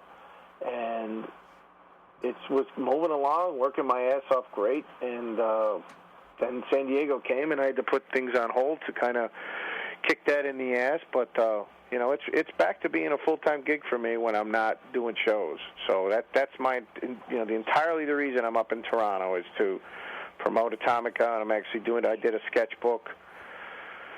I got going through Diamond, a bigger one with all the covers and all the things, and I picked up a couple new covers, in San Diego. San Julian, the Spanish artist, did 2 really nice covers for me. And I picked them up. They turned out to be like these oversized oil paintings he did. The guy is just he's a freak of nature. He's unbelievably sweet guy. Doesn't speak any English, but I commissioned 2 pieces from him, and they turned out to be these enormous oil paintings. And Travis, was nice enough. He featured the Atomica piece he did for me in his San Diego sketchbook, which kind of surprised me. And, Gary Gianni was there, and he had a big piece. He was kind of showing the Atomica piece he did. So a lot of people have been asking, a lot of people have been, it's moving forward. I'm excited. I talked with, actually, Alex Ross, for people who don't, when I say Alex, I call him lots of different names. But Alex Ross, he talked to me yesterday about, no, you say Alex, and then people think you're name dropping. So he asked me if he asked me who was doing the wraparound cover for the Absolute, and I said I was thinking of some people, and he said, well, if you want him, if you thinking about it, he offered to do it. So what was I going to say? No. So I said, yeah, it'd be great. So he's going to actually paint over my pencils, which if he didn't have problems sleeping before, he probably will afterwards. So him painting over my shit is not going to be, any joy, believe me, for him, because I know how he likes to work. So you're doing an absolute version of Atomica? I'm going to do, after we're done, we're doing we're doing 12 issues, and then we're doing a second trade, which is going to be, issue 7 through 12, and then the annual USSA. And then, I'm thinking when I'm all done, I'm going to put everything together and do an absolute Atomica, which will be, hardcover and a slipcase. And I was, thinking of doing a really big wraparound cover. And originally I was thinking of having Travis do it, but, Alex offered. So, man, it'd be great. If he wanted to... Is this going to be ready for the fall? Yeah, I don't know. Based on with the hardcovers, it's a lot. It's a little bit longer because you got to not only do you have when they print it, the printer has to send it to the bookbinder to bind it inside the book. So it generally takes 3 to 5 months to do something like that to get it, to get it out. So I don't know how long that's going to take. A lot of guys do theirs in China. I don't know if I'm going to go that route. I found a company here that does it, but it takes a while to do hardcovers. I mean, that type of book, especially with a slipcase. So that sounds awesome, though. Yeah, that's cool. I'm excited about it. It's a lot of work, and I'm excited to be working on my own stuff. Again, a lot. But San Diego's a big show for us, and we got a lot of stuff coming up in the fall. So, I'm looking forward to be able to, Plus my kid now, he's 2. So he's all there. His hobby is throwing things down the stairs. Oh, I love that hobby. Yeah, what he likes to do is throw things down the stairs. We did worse when we were 2. Come on. Oh, yeah, no, I used to throw people down the stairs. He throws stuff down. But now, did Pants give you those sketchbooks I gave him to give you guys? Yes, he sure did. Thank you very, eBay? thank you very much. They are beautiful. Thank you so much. Okay. They're No, awesome. You're welcome. I just wanted to be sure everybody got one. I wasn't sure how many there were, but then he started reading off names of, people that I didn't recognize, and I thought, Pants, hang on a second. He started to name, hookers he met in Tijuana, needed sketchbooks and shit like that. So. See, that's where he always wants something. That's how you know he's lying, because A, he's never been to Tijuana, and B, he's never seen a hooker, so... Well, if it means, to try to get an extra couple of sketchbooks, he just was making up names. So I was like, all right, whatever. And I was just bullshitting him, asking him if she still has the scars, and he said yeah, and I knew he was full of shit. Did you make it down to Tijuana, Pants, or what? No, I did not. You did not. No. We went last year with one of our listeners who lives down there, and he wouldn't even come along last year, and we had a guided tour, for God's Pants, sake. you're a smart man. See? No, Pants missed out on an awesome day at the beach, drinking drinks on the beach. But what, It was there's no beaches in San Diego? Now, come on, but it's cool down in Mexico. Oh, I hear it's rough, man. You couldn't pay me money. Come we on. don't have any Mexicans here. I mean, you come to my neighborhood. I mean, fucking Tijuana's empty. They all live in my neighborhood. So there's no shortage of Mexicans in the United States. You guys, you just have no sense of adventure. I have tons of adventure. It's one of those things where I just like, if I get put in a jail, I like to be able to say that, listen, I'm a citizen of this country, and I don't wind up, posterized somewhere as this guy who they find DNA evidence 20 years from now. So I just stay in San Diego with nice and quiet and air conditioned, and lots of booze and cigars in San Diego. And Tijuana, we've been down there plenty of times, but in the past. But in the end, it just became, hey, you know what, guys? I like hanging out in San Diego. I don't even get to see San Diego, much less Tijuana. So, God, I barely saw you in San Diego. You were so busy. You were in bed before everybody. Well, you got to get up at 6:30. So it just becomes that I just can't stay out till 3 in the morning anymore, and then get up at 6:30. And by Saturday, you got nothing. You got absolutely nothing. Vance, did you get out to any parties in San Diego or what? I didn't see you very much. That's a silly question. No, I did. What does that mean? Why is that a silly question? He looks like quite the ladies' man. He talks a lot of shit. Tiz walks like a around lady. like fucking Dinah Shore. Are you sure you... staying out till fucking 3 in the morning because this asshole shows up at 2 o'clock in the afternoon. Not true. It's easy for you to play fucking Yvonne DiCarlo on the Love Boat. Really? It doesn't work like that for assholes like me. Yeah, I only stayed in one night, and that it's like I said, and that's because I was shitting tax, so I needed to stay in one night. That was it. So Friday night was the only night I stayed in. Every other night I was out like another swinging dick. Tiz, are you sure you met the same Pants we all know? Yeah. Well, he seems like a nice guy. He's a good-looking kid. Telling you, he wants something. What do you mean? No, come on. He's a good-looking guy. Where the fuck were you when I was buying a car? You know, the shit that you don't you hate anybody? I mean, how the fuck does this work? I mean, Pants is a nice guy, but when Pants came by to do an interview, I said, yeah, sure, let's do it. But Pants was all over the place at San Diego. He's everywhere, that son of a bitch. I mean, he's fucking everywhere, that guy. He was running around like one of those cunts from Entertainment Tonight, I swear to God. He interviewed fucking everybody. I mean, anybody who walked by, if he bumped into him, hey, you want an interview? You doing an interview with me? Hey, listen, that's a guy who was trying to do work by himself. The guy who was sweeping, hey, you want to be on my show? Want to be on? And he didn't even have batteries in the fucking recorder, and he was interviewing people. I swear to God. He sits this fucking recorder down. It was like something out of Dr. Strangelove with the reel-to-reels going, and I go, Pants, can we get you a fucking tape recorder? Can we get you one with tapes in it or what? You know, and he's like, it was like he looked like one of those wedding photographers. He'd sit down, he'd hook up a light, he'd put the other part up. He had a suitcase. He used his gum. I thought you were very professional. Don't believe him. He used his gum to hold the fucking thing from falling over. And then, you know, Tiz sits down and again starts to bullshit. Oh, come on, Sal. Don't embarrass me. Don't say cocks or dicks. He gives me a list of things I can't say before I talk, you know. And then it was. But let me tell you. How did that work out? Let me tell you. Listen. I told you before, I got sensitive feelings, you know, and you guys, you're not helping this thing. And then I had to put up with Simone. You know, he's running around playing fucking David Cassidy all weekend. And, oh, his feelings were hurt. And, you know, all of a sudden this guy turned into fucking Mr. Sensitive. And he was sitting next to Thomas Jane, who was just absolutely fucking gets the tweaked out award of the show, that son of a bitch. Was this guy very nice to me? Balls or what?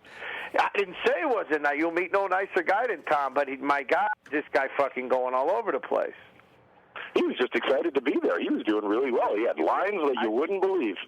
I think he was excited to be sitting next to Simone, you know, or lack thereof. But Simone was sitting over there with his usual Tijuana Mafia. He's got these two guys that come in from Tijuana to work for him. And he always... They're huge. He's always afraid that things are getting stolen, you know, and, of course, how the fuck would he know? And then we had the big experiment this year where we had a second booth. I got Sienkiewicz's own booth, which when you went over there, it was like he was selling government cheese, for Christ's sake. He was fucking selling anything that wasn't nailed down. And I said, Bill, these chairs belong to San Diego. You can't sell the chairs. The carpeting? No, the carpeting belongs to the show. The carpeting's not for sale, Bill. You know, I mean, he was selling everything. He'd say his fucking shoe if you wanted it. His name tag from the table he was autographing to sell. Anything. He was selling used tampons. Anything he could get his hands on, Bill was fucking selling. And I had to finally go over there and say, Bill, come on, stop it. You know, you know, we're not at one of those fucking flea markets, you know, outside the farmer's market on Saturday. Cut it out. You know, what are you doing? So he looked like he was having fun. Bill was excited. Bill had his panel he got a standing ovation at his panel, you know, and you know, it was one of those things where I think they were at the wrong panel. They didn't know it was for him. They thought it was William Shatner or somebody, so they all stood up and started cheering. And then when they realized it was Bill, they were like, "Oh fuck, he's Polish. We better cheer." So they cheered anyway. The Polish Prince. Does he know you call him that, by the way? Listen, let me ask you. Oh, the Polish, of course. I mean, he's affectionately the Polish Prince. I call him the Lizard King because he's like fucking Jim Morrison, that guy. So. While we're on the subject of complete fucking atrocities, can we talk about these Eisner Awards, please? Oh, no. Is this the biggest crock of shit you have ever seen in your life, these Eisner Awards? The people that they picked, and people go, oh, Sal, come on, it's just sour grapes. There's no sour grapes because they don't even know I'm alive, so there's no grapes to be sour. You need to have grapes to get sour. But why the fuck are you going to give Mignola another Eisner Award for Hellboy? I mean, there's nobody. How about Simone? Simone doesn't deserve any recognition from the people at the Eisners. You're going to continue to give the same four assholes the Eisner Awards every single year. I mean, don't you know some of these assholes? It's time to kick it in the ass. I'm sorry, and get some young guys in there that are doing. There's a lot of young guys like you were saying, Olivier Capel, fucking Simone. Nobody's working harder than Simone. I mean, you got a lot of young guys out there doing a lot of good work, and they're completely overlooked every year by the Eisners because it's like a fucking sorority party of these assholes that vote on this stuff. It's all internal bullshit, and I think the awards have become a joke. Honest to God. I can't necessarily disagree. I mean, what was it for like look 3 who won, years? Though. I mean, just look at who won. Honest to God, look at that list. Well, and it's the same 4 assholes every year. Yeah, I was tired of seeing.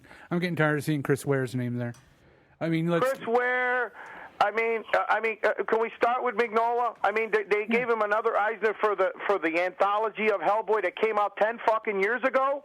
I mean, what has this guy done in the last 10 years that he should be given another Eisner Award? I mean Hellboy was great 10 years ago.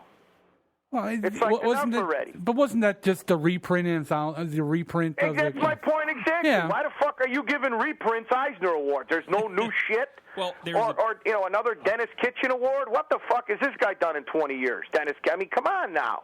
It looks like let's start recognizing some of these young guys. Is what I'm saying. There was the best limited series was Hellboy: The Crooked Man by Mike Mignola. Oh, okay. Come on. And then the volumes 1 and 2 of the Art of Hellboy, which is shit he did from 20 years ago, and then he does one new drawing every 5 years. But yet there's a lot of guys like what Tiz, what you were saying, like what Capel's doing with Thor.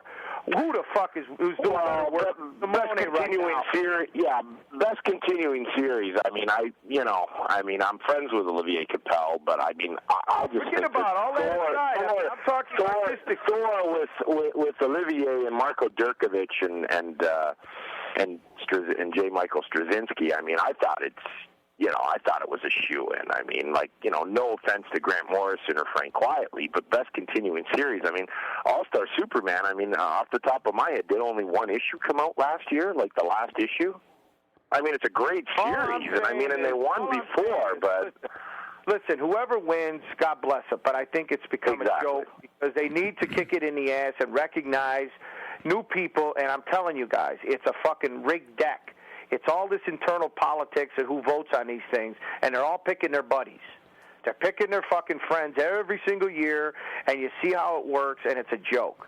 Because there's a lot of people, and I mean, now granted, most artists don't even worry about it, but I think it's a slap in the face to guys, especially artists that are putting their heart and soul into this stuff, and they're getting completely overlooked for political reasons. And it's a joke. I mean, the Eisners are becoming like the Harveys and a lot of these other awards that people don't really pay. They're like the Wizard Fan Awards, for Christ's sake, where all you need to get in is a pen. I mean, it's because where no one's paying attention to them anymore. I mean, they're supposed to be. Eisner is supposed to represent some level of cutting edge and who's doing what, and it should change year to year based on who did what that year, not. I mean, the same 5 assholes. I mean, like Todd Klein. How many fucking times are you going to give Todd Klein a lettering award? I mean, does anybody else do letters? No, one guy does letters. But what did he invent, the alphabet, that son of a bitch? It's like, give somebody else an award. Fucking Todd Klein every year.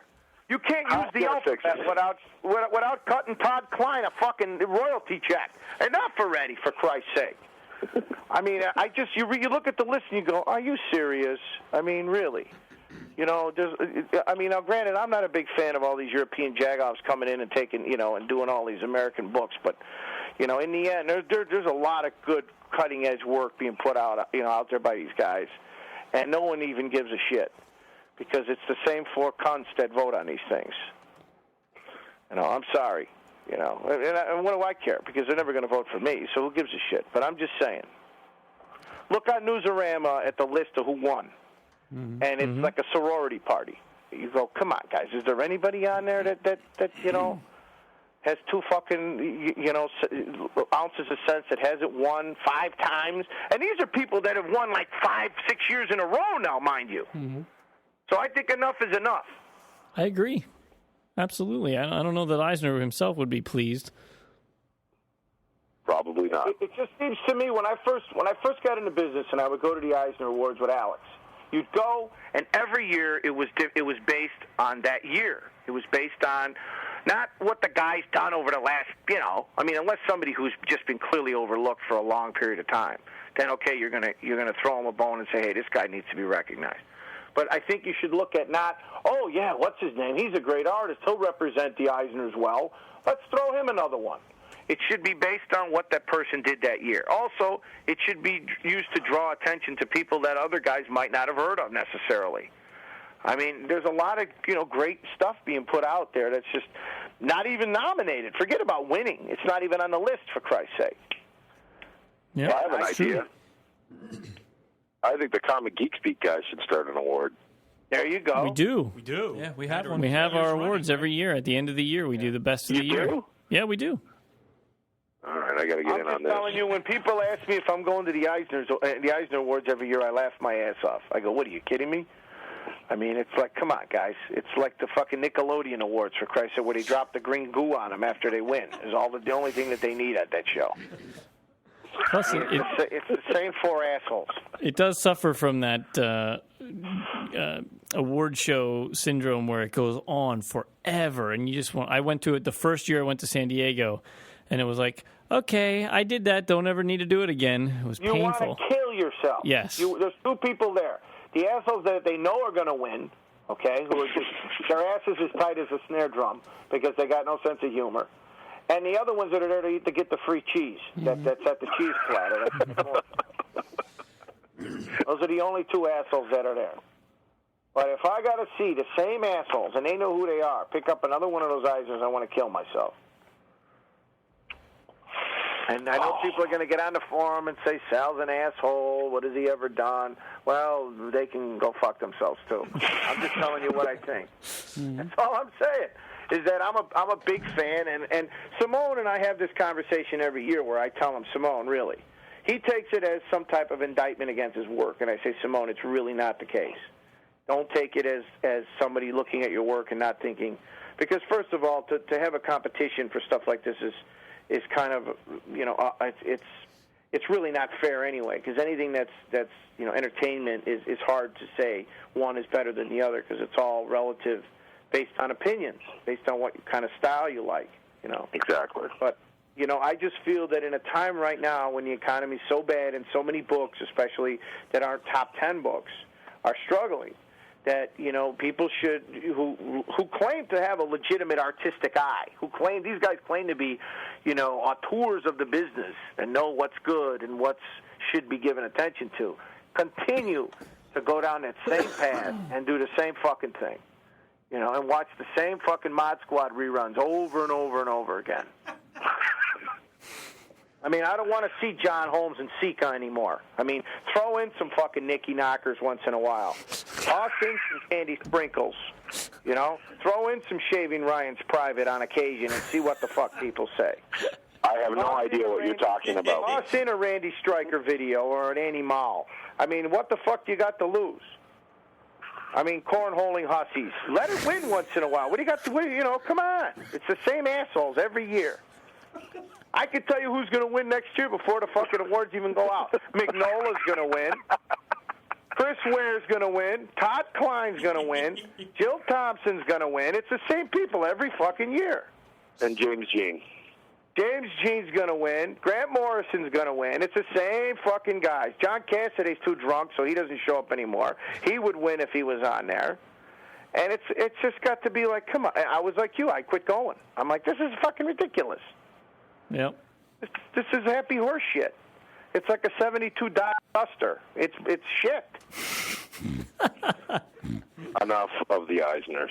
All right, let's move on to a topic here. What do you want to talk about? Here, well, Ivan DiCarlo being in Toronto or what? I got it. I got in my your friend how he doesn't talk. That's exciting. I got in my notes about the Pakistani Comic Club in Toronto. I got in my notes a story here. About an hour. The Pakistani Comic Club broke up yesterday. The guy died. The fucking one asshole. All right. I got one for you. Guess who called me an hour before you guys called me? Who? The clinic. Your boss. Your boss, Sal. Mr. Ross himself. No, not the bank. No, Alex. Alex called me up, and he says to me, what are you up to? And he says, I hear you're going on this Comic Geek Speak podcast. He wants to know which one of you guys on a past episode made the comparison between him and Steve Ditko, that Alex is some type of recluse, that doesn't do cons, that doesn't do this, doesn't do that. Who was that? Was that? I don't know. I don't know. I don't think anybody in this room. Counsel, I declined to answer familiar. under the grounds I might incriminate myself. He says, what are these guys talking about that I don't... I remember the comment, but it wasn't made in a derogatory way that they were making fun of him. They were just saying that he just does, and Alex will be the first to admit he just doesn't like to do a lot of cons. He's not a big He did 3 last year. Well, what did he do 3 last year? He does ones where he shows up, he signs for a couple hours, and he goes home. He doesn't do the ones where he's hanging out at the bar and playing grab ass and riding mechanical bulls and all that bullshit you guys do there. He goes, he signs, he leaves. That's it. You know, he's not there playing Lulu with you at the bar talking about, you know, rim jobs and all that other sick shit you want to talk about, you know, or having pants with the tape recorder with the scotch tape and all the bullshit, you know. Pants, I thought you were great. Don't believe him. You're very professional. Let me tell you something. Pants was fantastic. TMZ called, and they want to add him to the cast. He's going to be with the blonde guy. Going, I ran down the street after Tony Curtis, and his hairpiece fell off, and almost killed the cab driver. That's it. We need Pants to do an interview with Tony Curtis. That's what we need. Tiz, I'm going to take you out for a beer. We're going to talk about Pants. You got it. I want to ask Tony Curtis if it's true that him and Barney went out and got laid the night when he was on the Flintstones. Is what I want to know. Because I heard he tried to fuck Wilma when he was on the Flintstone, and they got pissed, and Hanna-Barbera kicked him off, and it was that whole thing, you know. What the fuck do I know? All right. I have in my notes that I'm supposed to ask about a story from Luca, something about the 9 rounds of Gropa or something. The Grappa. Grappa? Oh, no. Yeah, this let me tell you something. Luca was turning in. Are you finished? Luca was turning into a nice show, okay? It was nice people, nice show, very controlled. This asshole, we sit down, me, him, JR, Simone, and who else was with us? I don't know, 2 of these Italian fags nobody ever heard of. So it was about, 6 of us, 7 of us? Yes. I don't know. So in between, we were talking about the election and all that, because the election was that weekend. You know, it was the end of the week. It was still going on, and while we were there. So we're talking politics, and JR likes to talk politics. You know, he thinks he's fucking the guy from CNN. You know, he thinks he's Anderson Cooper, that son of a bitch. He starts telling you about, domestic policies. JR, when you get off of Spider-Man, nobody gives a shit. So just go back to talking about Green Goblin and leave me the fuck alone. So we start talking. While we're talking, this asshole here is ordering shots of grappa. Now, grappa, for anybody who doesn't know it, is like the stuff you put in those kerosene lamps when you go camping. Italian moonshine. It's the shit they use at the Tomb of the Unknown Soldier to keep the fire going all year long, winter, summer, and it never goes out. This fuck's ordering this shit like it's going out of style. Like they told us we're dying, the plane is going down, see you guys later. So he's ordering these rounds, and then you're not even paying attention, you're drinking this shit. So now I don't know if they threw us out on purpose or they threw us out because the guy was, all of a sudden the guy said, I'm closing the bar. In the middle of our conversation, he said, guys, I'm closing the bar, get the fuck out. So now it's pouring rain. I mean, it's coming down like something out of a fucking Stephen King novel. It's just coming down like you can't believe it. It's pouring. And Simone's afraid he's going to melt because he doesn't like water. I mean, it wasn't so bad because it didn't mix with soap, so he wasn't too scared, but he was still scared nonetheless. So we start running. I mean, like we got the bronze medal coming to us. We broke Tiz broke Carl Lewis's record for fucking running. We ran to this other bar. When I stood up was when I saw the naked Indian guy walking past me, and I said, this is fucked up. I don't know where I am. I don't know what country I'm in anymore. and I could get taken somewhere and they could just take my kidneys and I wouldn't give a shit. I was like Jason Bourne all of a sudden. I didn't know what the fuck was going on. I was having flashbacks of waterboarding and all kinds of sick shit. So we go to this other bar, which is even worse. Now, when you offend Italians... pub in Lucca. A small little English pub in Lucca. And then on our way out of the other place, we stole everybody's umbrellas. We just grabbed umbrellas and we ran for our fucking lives. We had 3 old ladies running after us going, hey! She got that umbrella for fucking Mussolini or something, and she wanted it back. His dropped in front of her, and they fell over them, and I just kept running. We get to the other bar. Now, mind you, it's raining like something out of a fucking medieval movie at this point, where there's just no gutters, the shit's just falling off the roof, and it's just shit's floating by. Couches with Italian families on them are rolling past us, and it's like something out of fucking Gandhi. It's like Bangladesh at this point. It's raining so fucking hard. It rained. Yeah, JR, we lost him. He fell in a crack in the sidewalk. We pulled him out of there. So, we got him the fuck out of there. Pulled him out. Simone is still running for his life. He's looking up at the sky screaming, why is it raining? That kind of bullshit. Because we're all basically like on Demerol. It's like somebody gave us the same fucking medicine like when I got my colonoscopy is what these guys put in this grappa. This is the shit that killed Michael Jackson. If you read on the report, he was drinking grappa the night he died. That's fucked him up. So we get to the other pub, and they throw us out because they say we're too rude and we're too loud and we're too obnoxious. Now, how the fuck did that happen? I don't know.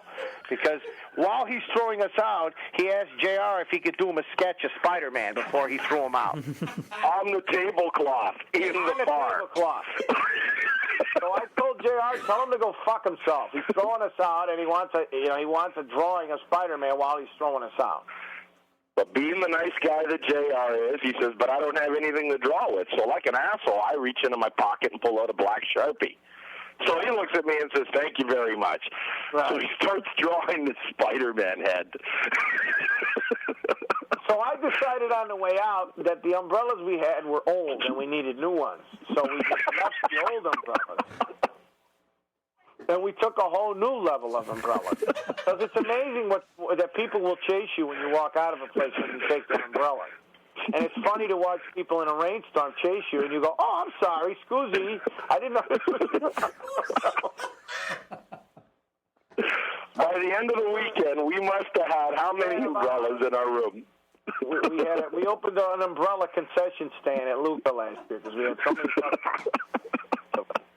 Every bar, every restaurant we went to, Sal would be like, psst, look at that nice umbrella over there. It's a big size. So those are the good ones.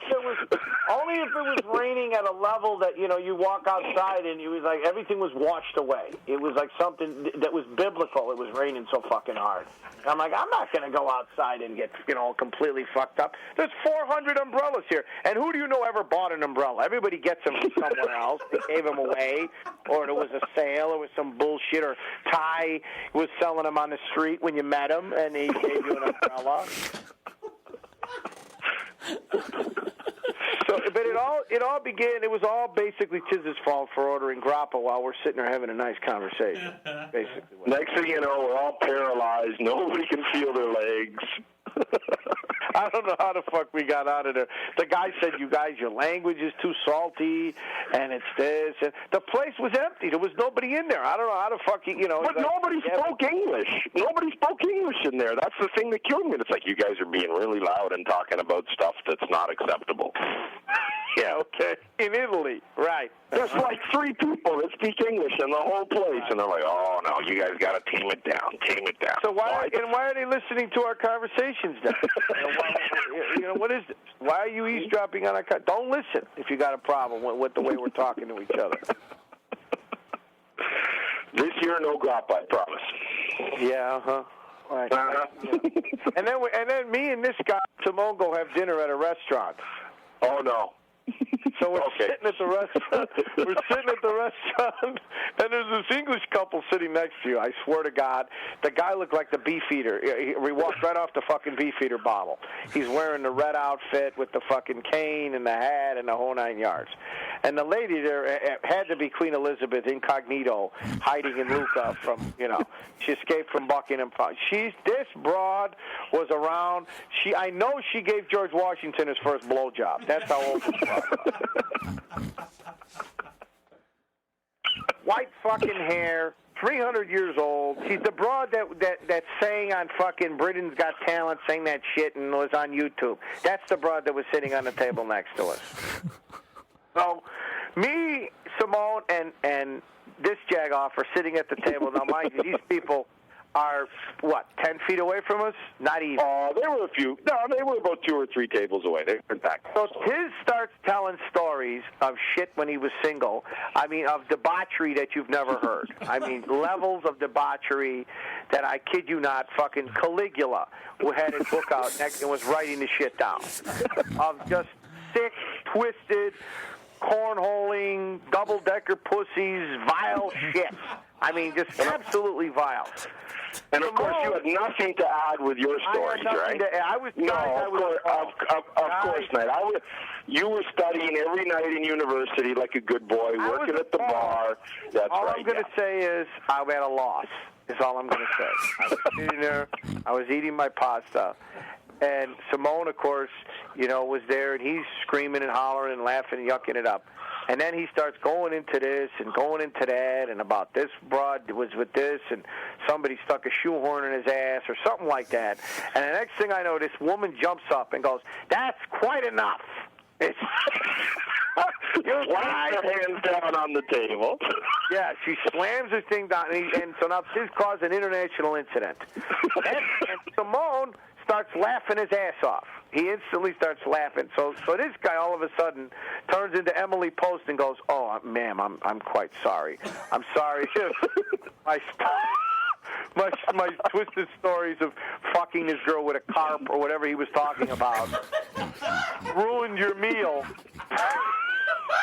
But she got up and ran out. I mean, she ran out like she saw the devil. Like Satan sat at her table and shook her hand is how she ran out of this restaurant. The old man set her off with Simone laughing at her. Simone was laughing at her, and it was one of those things that, now the owner's pissed at us. Now the owner's got nothing to say because 6 people have eaten at his restaurant in the last 2 months. So what the fuck does he care? Since the Allied forces left Italy, he hasn't had any business. So he's no one to give a shit. So if you don't want us to eat here, who cares? Nobody will notice anyway. So the husband, who me and Tiz saw every morning in front of the hotel getting juiced, I mean, this guy was plastered at 9 a.m. with cigars and grap on, doing shots and drinking all that sick English whiskey. This guy had a liter of wine in front of him at all times with a little tray of scotch. You know those little quarter-ounce shots? This guy had the sampler of scotch on a little tray and a liter and a cigar going 24/7. The only time we didn't see him was when he was in the restaurant giving us shit. He was sitting out there in the morning getting juice because he couldn't take this old lady. I mean, this is out of his life.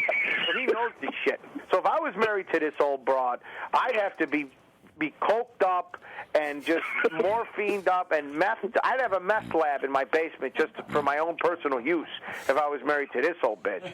So she was more pissed. I don't know if she was pissed at the story because Tiz kind of put her in the story at one point where he was using a dildo with a Union Jack on it or what was Notice how Sal was completely innocent here, right? Like, it had nothing to do with any of it. Absolutely not, no.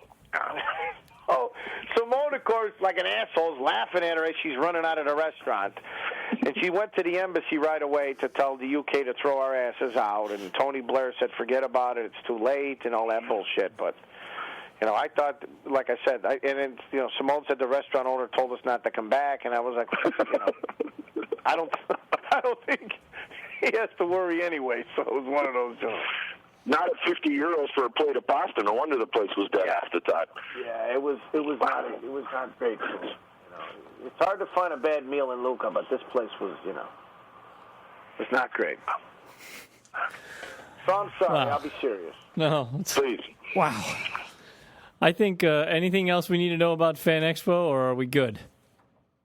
What do you guys want to know? I mean, I could go on for an hour. Sal knows that. Yeah. I mean, what do you guys want? It's already been an hour and 50. Like, it's been an hour and 50 minutes.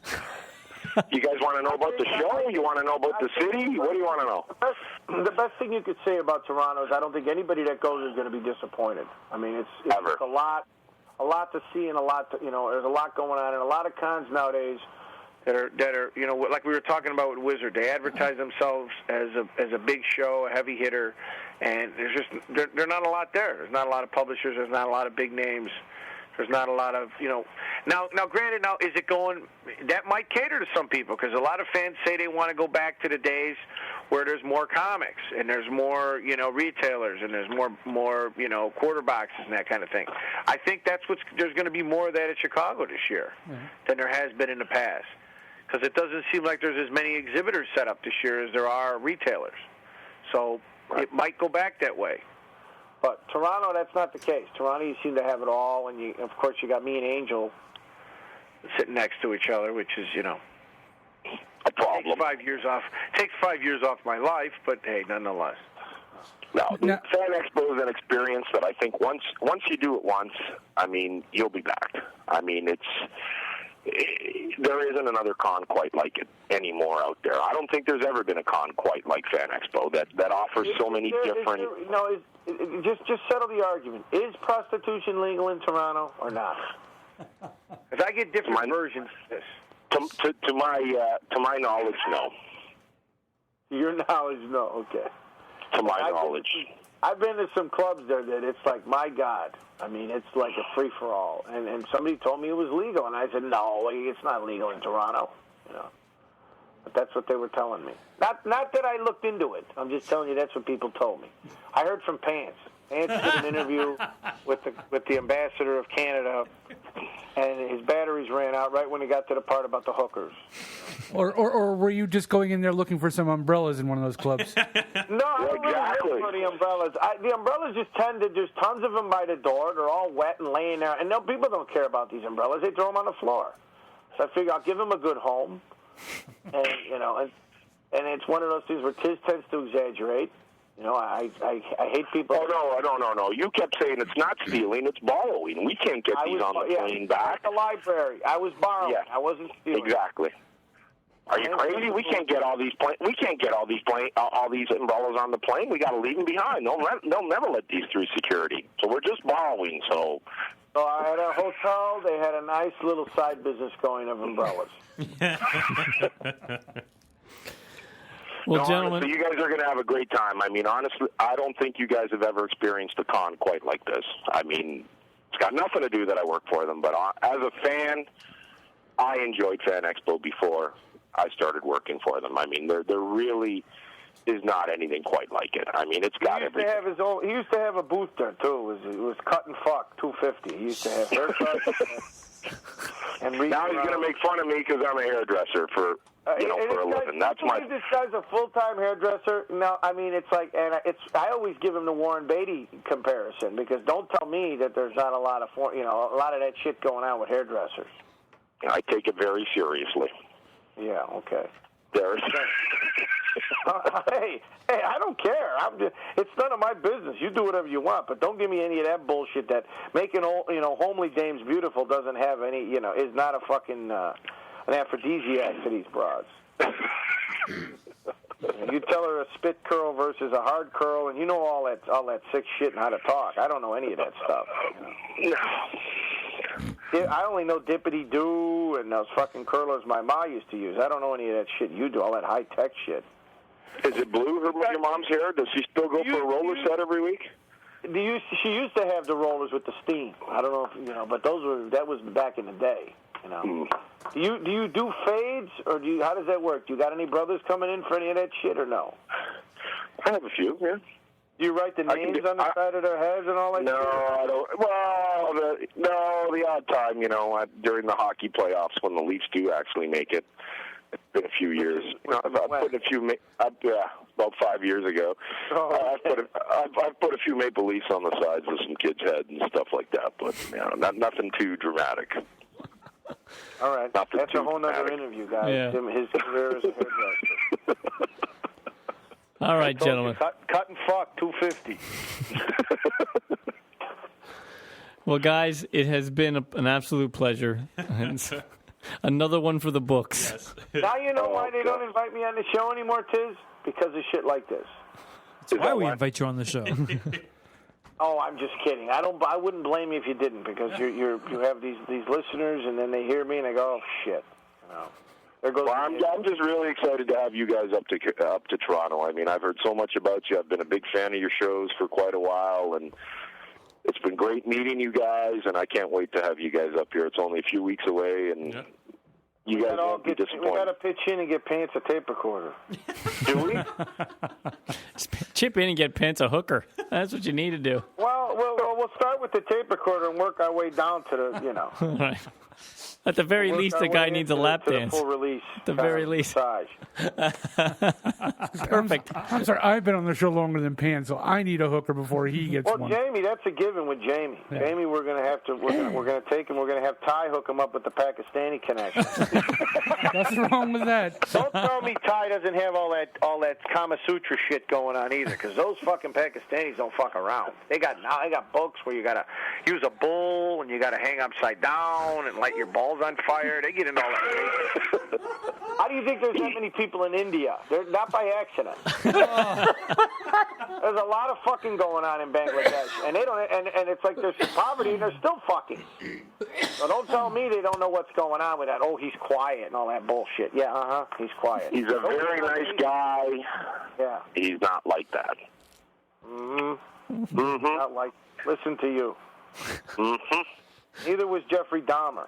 Opened up the fucking freezer, and they said, "Wait a minute, what the fuck? This guy was president of the Milwaukee Comic Book Club. What happened here?" All right, God, boys. What am I going to do with Since fucking Slumdog, there's no talking to those bastards. I'm telling you. They finally got their time. They got their day in the sun. Angel was the same way during West Side Story, and these guys at Slumdog. Come on, we've been living off The Godfather for how many years now?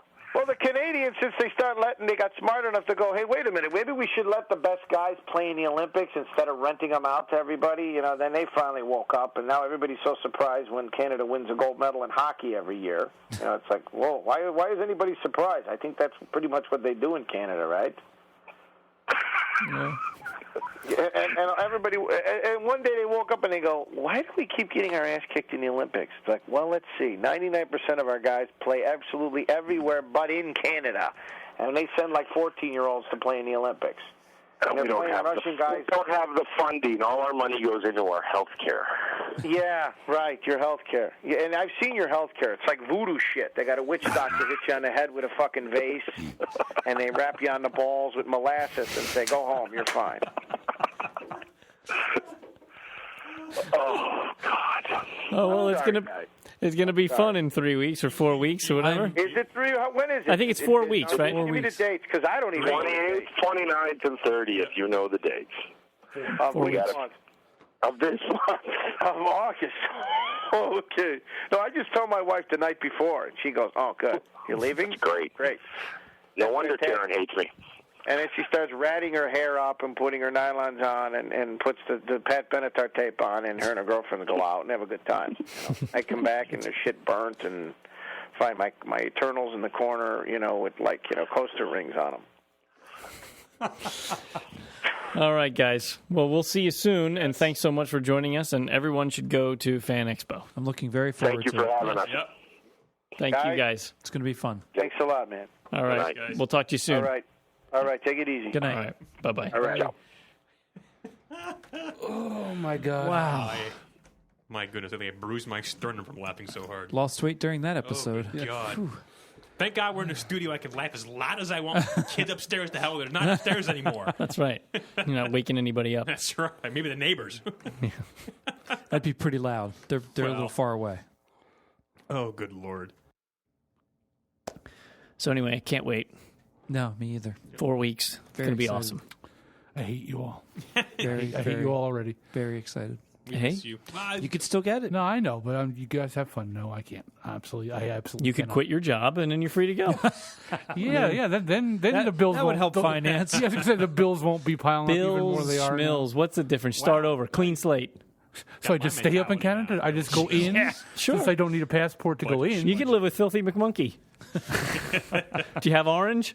I was going to say, I don't know if I have enough LeMay to actually I live wonder with him. If he goes to Canada and then he has stuck there, we could get his passport for him and mail it to him. It might take another 4 weeks. He could Right. fill out the forms, get the pictures. Sure, send with it to FedEx us. it. Right. Yeah. Yeah, there you could go. work. That works. No, actually, you can't get in. You show your passport to On the way in. Yeah. I can checkpoint. sneak in. Just flash it. You just run. There's plenty of border. Good Lord. You can drive up to Vermont, Yeah. crossing the mountains. Yes, there's plenty of border that Or isn't there's being room in the guarded. trunk, perhaps. Jamie has to leave now to get there in time. I'm driving out to Montana, then I'm driving across and back. Into Montana. All right. On a more serious note, while we're talking about Sal, of course, mentions of Buzz are usually never far behind. Just to put some good thoughts out there for Buzz. Apparently, his father is ill again, and so we want to think about him, and hopefully everything will be all right. We love you, Buzz, and hopefully we'll see you soon, and you'll be a little happier. Yep. Yeah. All right. Well, I think that's plenty for one episode. Oh, my. I'm Ready for exhausted. 3 episodes. I am exhausted. That was pretty damn funny. Yes. That's for Yes, sure. it was. The whole thing is we got to get Sal back on there to tell San Diego stories. That's why I was hoping he'd tell a few more San Diego My stories. God, we wouldn't have enough time. We need Oh, I another know. 2 hours. That's a That's fine. 6-hour event. Well, I know that, but If I see I him want it. If I see him in Chicago, I'll bring the recorder.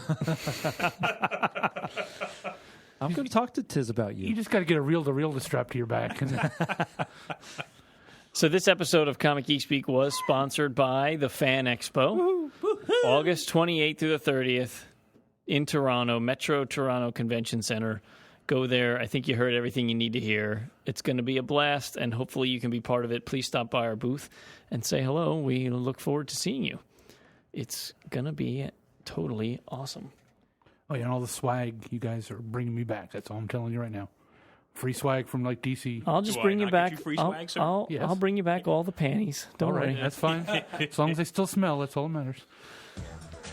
If you want to send us an email, you can reach us at comicgeekspeak@gmail.com. Visit our website at comicgeekspeak.com, where we have, I don't know at this point, 7, 8 other Sal episodes that you can find. Just look on the interviews section in the episodes page, and you'll find them all. If you laughed at this, you'll laugh at all the rest. If you have kids, wear earphones. That's right. Yeah, don't go anywhere near. Follow us on Twitter. We're Comic Geek Speak. Leave us a voicemail. Our number is 215-279-8839. Be part of the greatest community of comic fans ever. Go to thecomicforums.com. Thanks to everyone who has donated to the show. We really appreciate it. And as always, we are uniting the world's mightiest heroes, one listener at a time. What the hell is going on here? What the hell? It's weird. A little lag. Apologize for that.